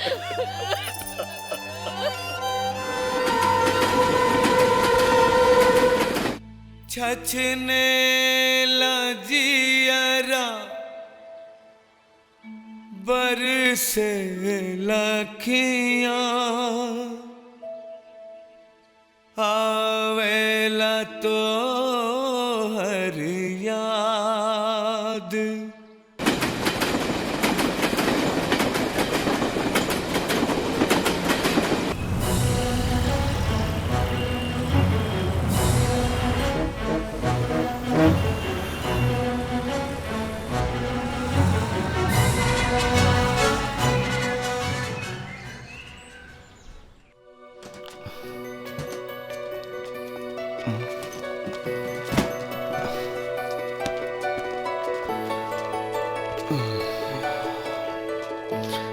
अनजान जगह कहाँ जाए? का वेंटीना? का भैया? ए, किधर से आया है? अरे पेटी में एड्रेस लिखे है भैया साला। तुम लोग साले चले जाते हो यूपी बिहार से मुंबई में, कोई जगह नहीं मिलता क्या? देखा भैया, गाली मत दो। अरे पोपट बोलता भी है रे। ए, मुंबई में काय को आया रे? काय को मुंबई आया? भैया ये हिंदुस्तान है, हिंदुस्तान में कहीं भी कोई भी जाके रह सकेला। मुंबई होके, कलकत्ता होके, दिल्ली होके, चाहे यूपी बिहार होके। बेटी उठा। बाप के जागीर है का?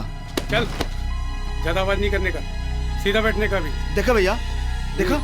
ए भाई, पेटी दा हमार, पेटी दा। कॉलर छोड़। देखा भैया, हम कॉलर छोड़ देनी, हमरा के माफ कर दो। हम झगड़ा करने की चाहते, हमारी पेटी दे दा। हाँ, हमारी पेटी दे दो जा भाई। पेटी मांगता है। उठा पेटी, अगर तेरी हिम्मत है तो पेटी उठा। उठा पेटी जल्दी। देखा भैया, उठा।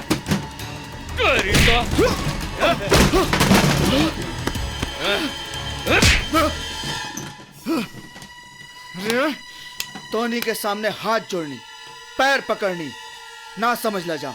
अभी भोजपुरिया अपन हाथ खुलाता।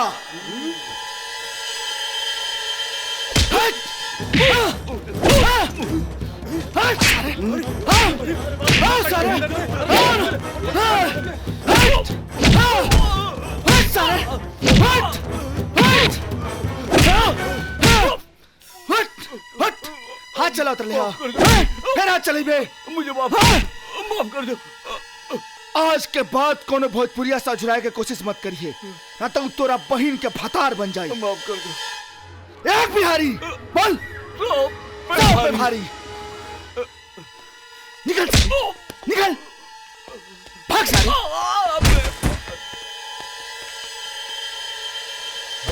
वाह, का बात है भैया, का बात है, का बात है।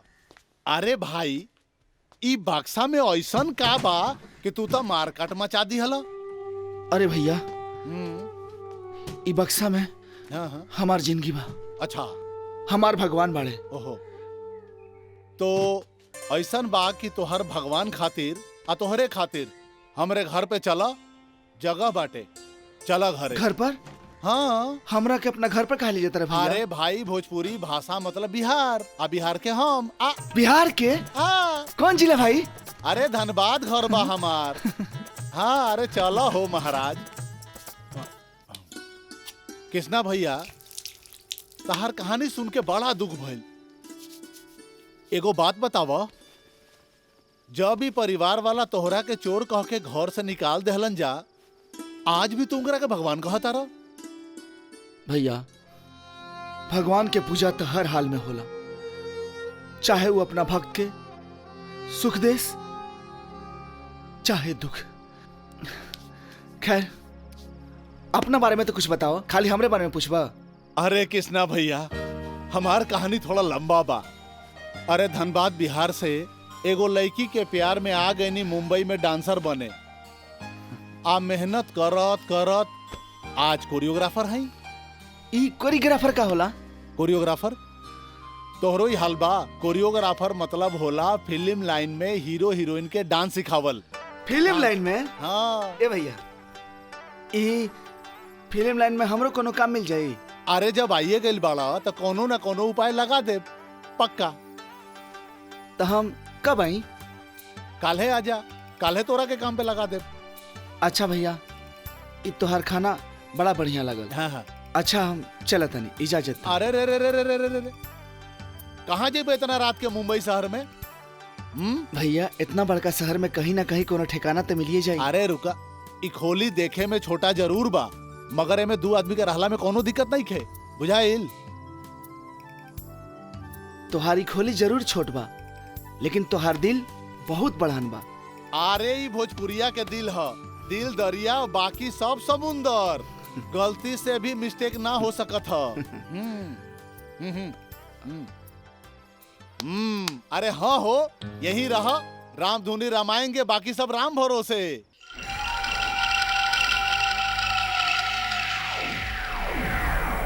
कितना की बोली? 70 लाख से बोली शुरू करा। 70 लाख एक, 70 लाख दुई और 70 लाख 75 लाख 75 लाख एक, 75 लाख एक, 75 लाख एक। केहू हा एक के ऊपर बोले वाला? केहू हा 75 लाख दुई, 75 लाख दुई, 78 लाख 78 लाख 78 लाख 78 लाख 78 लाख। एकरा ऊपर केहू बा? 80 लाख 80 लाख 80 लाख एक, 80 लाख एक, 80 लाख दुई। एकरा ऊपर बा केहू बोले वाला? 85 लाख 85 लाख एक, 85 लाख एक। केहू बा एक ऊपर बोले वाला? 90 लाख 90 लाख एक, 90 लाख एक, 90 लाख दुई, 90 लाख दुई, 90 लाख तीन। आज से ये हवेली ठाकुर जंग बहादुर सिंह के भाई, जंग बहादुर सिंह के भाई, ठाकुर जंग बहादुर सिंह के भाई।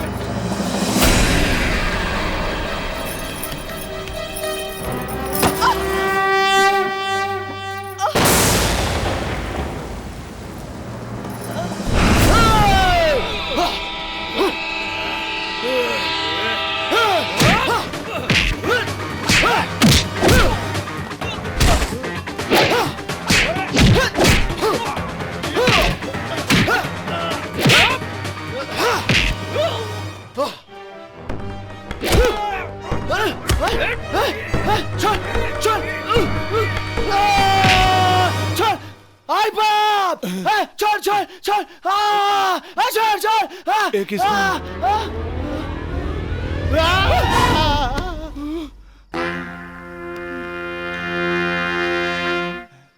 काबिल भैया, अरे इतना जोर से चिल्लैला कि मरल मुर्दा भी उठ के भाग जाई।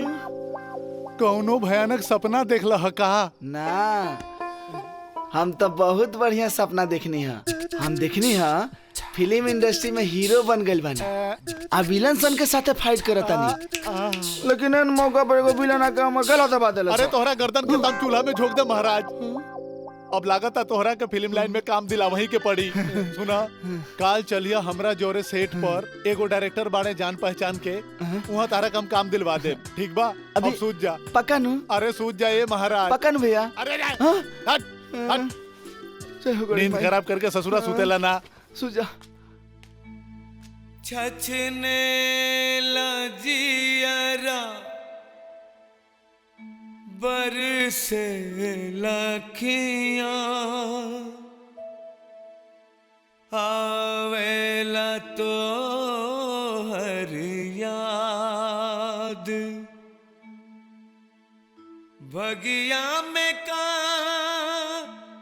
लिख दिले विधाता जिंदगी भइल बर्बाद।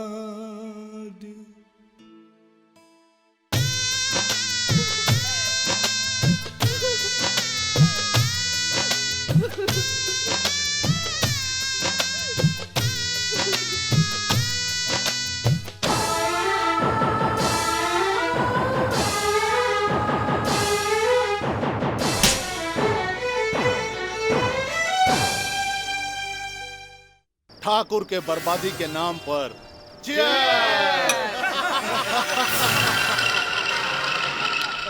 हाँ मोमेंट का बता नहीं दिखाई। हाँ मोमेंट ऐसा बा सर, ओने से हीरो आवता, एने से हीरोइन आवतिया, दोनों मिलके 1 2 3 4। हाँ ओकरा बाद ऐसा शॉट बनी सर, ऐसा शॉट बनी कि थिएटर में बैठ के लोग खाली तालियां बजावत रह जाए। क्या बात है? यस सर। हाँ है अमित, गाने के लाइन ले आओ तो। यस सर। सर चाय चलिए सर। सर चाय लीजिए। सामने से हट, उधर जाओ। मुन्ना जी हाँ। क्या हुआ, हीरो से बात हुई? हाँ बात बहिल बा। कब आ रहा है? आज ना आई, पार्टी में हो। सर नेक्स्ट सीन का लगा सर? अरे सरवा हीरो को तो पता नहीं है, तू रिक्वायरमेंट लेके चले ला।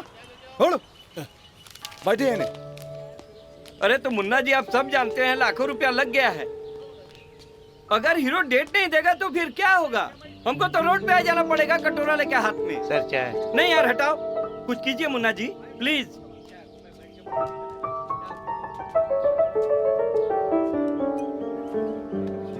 चाय गरम गरम चाय। मुन्ना भैया चाय पिया मलाई छाट के। ई चाय पिया सुरुक सुरुक के। ई कृष्णा के हाथ के बनावल चाय है जे पियला रे काका चाय पी। सुरुक सुरुक के पिया काका चाय। ए स्पॉट है ना? डायरेक्टर ने बुलाया, इसके बैंड बजेगी। आओ। ये रहा हमारी हीरो। अरे तो स्पॉट बॉय है। स्पॉट बॉय मत कहीं होके। स्टार पेट से पैदा ना होला जोर।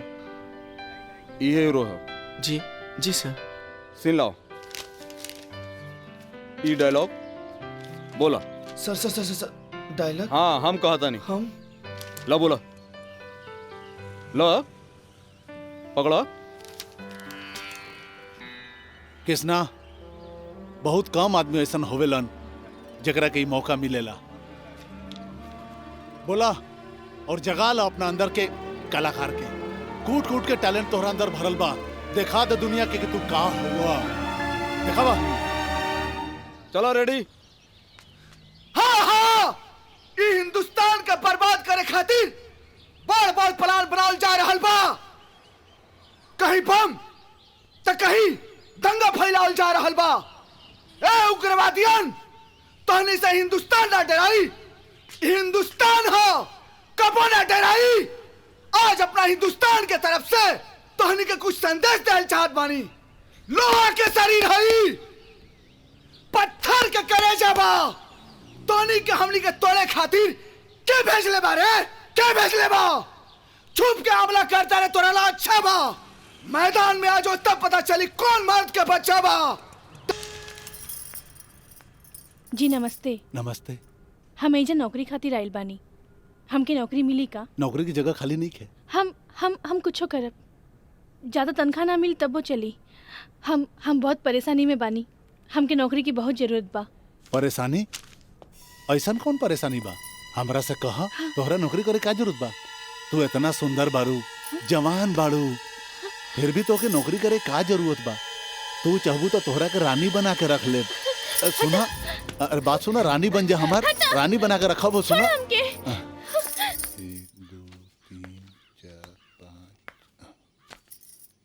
जी नमस्ते। नमस्ते नमस्ते। जी राउर राम प्रसाद जी बानी? बानी। जी हम राउर ऑफिस गेल रहनी और ये नोटिस पढ़नी कि राउर ऑफिस में नौकरी की जगह खाली बा। आओ बैठो बैठो बैठो। जी का नाम है तोहार? जी सुमन। चिंता मत करो, ऑफिस पर अकेले मिली है ताकि मैनेजर बना दे। ये कहा? कुछ ना। ये का होता? ना कुछ नहीं क्यों? कुछ नहीं। अरे बाप रे, अरे बाप रे। हमारे बात सुनो। अरे भगवान क्या होता? चल सुनो बतिया तो। चल निकल यहाँ से। भगवान है करता। अरे भगवान मत। अरे बड़ा मुश्किल से। अरे देखो नौकरी की जगह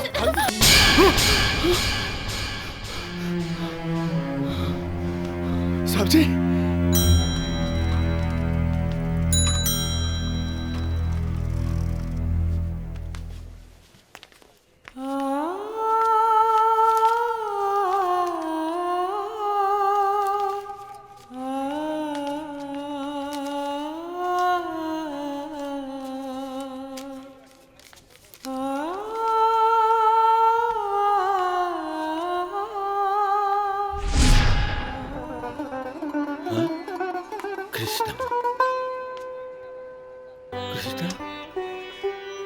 अरे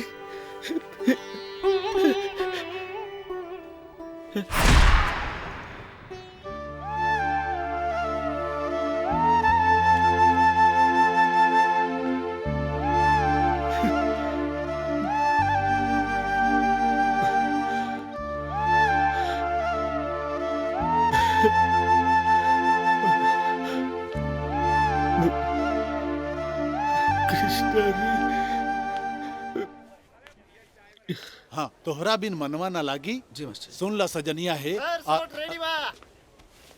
रेडी बा। चलो चलो जा। अब अब चलो चलो अरे जा जा जा। अरे चलो टाइम नहीं है जल्दी आओ। ओके सर। चलो ओके ऑल द बेस्ट। जा चला कैमरा क्रेन पे ला। किशन भुला गेला हमनी के काश हम तोहरा से कबो कह पैती कि हम तोहरा से कितना प्यार करीले।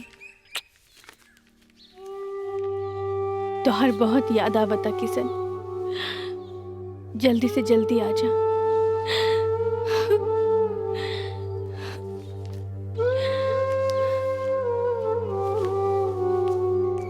भगवान जाने मालिक पता नहीं कहाँ चल गई। हाँ बाबूजी।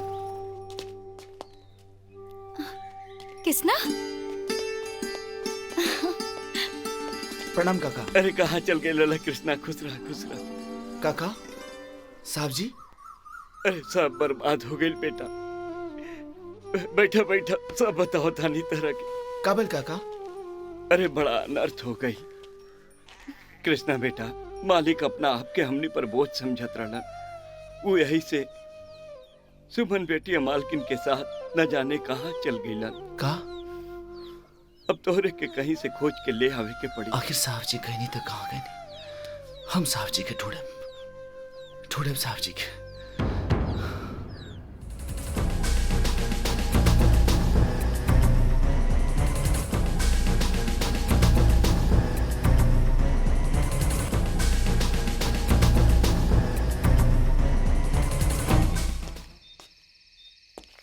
मैनेजर साहब प्रणाम।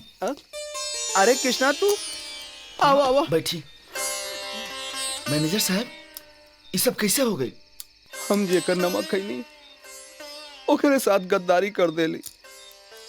ठाकुर साहब के फैक्ट्री में आग और हवेली की नीलामी में हमार हाथ रहा। मगर वही सब कहनी का है? लालच, पैसा के लालच। हम अपन जमीर जंग बहादुर के हाथे बेच देली। ओहे फैक्ट्री में आग लगौले और आशीर्वाद के मालिक बन के बैठल बा।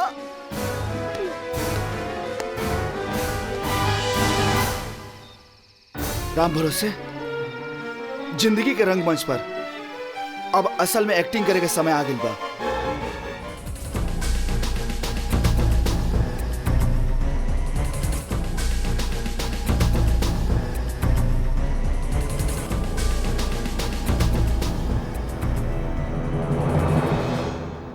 भैया जी इस साथ ठेकेदारवा तो एकदम सुधर गई। वो सरऊ के इलाजो तो ऐसने हो गई। सरऊ की नानी मरी जे फिर कबो ऐसा गलती करी।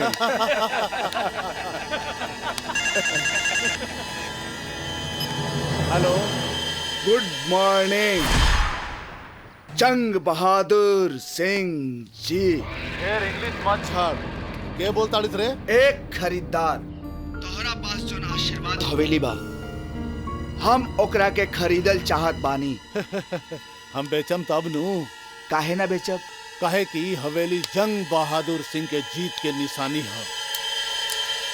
जंग बहादुर सिंह जी, जीत कब हार में बदल जाए पता भी ना चलेला। का मतलब? मतलब ई कि हर चीज के एक कीमत होला। तोहरा चीज के का कीमत बा? जब हमरा बेचही के नहीं खे तो दाम का बोली? 2 करोड़ रुपया नगद कैश मिले तबो ना। के बोला ताड़ा? ई हवेली लेके तू का करबा? अरे आम खा, गुठली गिलना से का फायदा? एगो पागल ई हवेली के 2 करोड़ रुपया कीमत देत बा। का करी? बेच दो भैया। बेच दी? बेच दो। हाँ। ठीक बा, हमरा मंजूर बा। तो जाके अपन दरवाजा खोला। वहाँ हमारा आदमी पैसा और कागजात लेके पहुंचल बा। रे नरकटुआ। हाँ मालिक। देख तो दरवाजा पर क्या आइल बा? हाँ मालिक। ओकरा का ठीक से बैठाओ।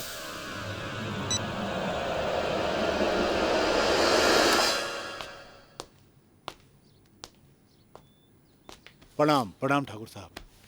हमरा के राम भरोसे कहल जाला। और ये रहल राउर 2 करोड़ रुपया। वाह ठीक बा ठीक बा। और ये रहल कागजात, कोर्ट के कागजात। हाँ और एकरा के हाँ यहाँ पे साइन कर। अच्छा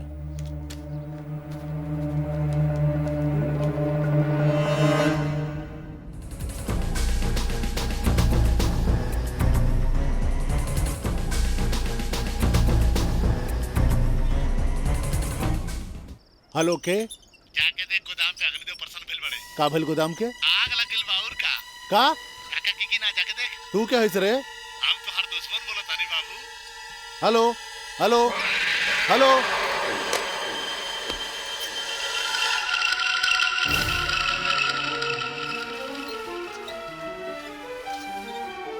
चल अरे ये क्या हो गई आग कैसे लग गई हम तो लूट गए नहीं बर्बाद हो गए नहीं गजब हो गई मालिक हेलो चिल्लो चिल्लो और जोर जोर से चिल्लो जंग बहादुर यह तोर चिल्लाहट सुने खातिर ता हमार कान तरसत रहे जंग बहादुर इतना जोर जोर से चिल्लो हरामी कि तोरा चिल्लाहट से तोरा कान के चदरा फाट जाए के बोला था हमार छोड़ अपन सोच जे 2 करोड़ रुपया हवेली बेच के मिलल बा अगर उहो ना रहल तब मतलब ना हवेली ना पैसा ते त कंगाल रे सारे ते त कंगाल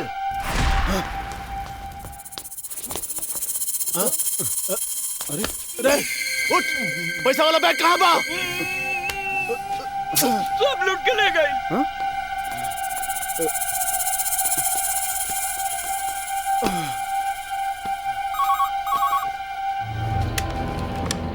हेलो जंग बहादुर ये दौलत है एक झूठी माया केहू के साथ ना देला जब वक्त बिगड़ जाला तो एक पल में हर खुशी छिन जाला के बोला ताड़े बस एक बार अपन नाम बता दे खाली ठाकुर श्री राज नारायण प्रताप सिंह उनका के तो तू भुला ना पैबा हम उनकरे सेवक किसना बोलत बानी उर्फ किशन कुमार जंग बहादुर जवन तू बर्बादी के बही खाता शुरू कैले रहलन लिखल आज हम वह बही खाता में तोरा बर्बादी के कहानी लिख देनी जंग बहादुर कौना ताकत के नाम ह ते ना जाने लिस बच्चा हम ऊ चिरई हई जे हरियर पेड़ पर भी बैठ जाए तो वो पेड़ टुंडगी से जड़ तक सूख जाला सुन ले जंग बहादुर नाम है हमार चुप सारे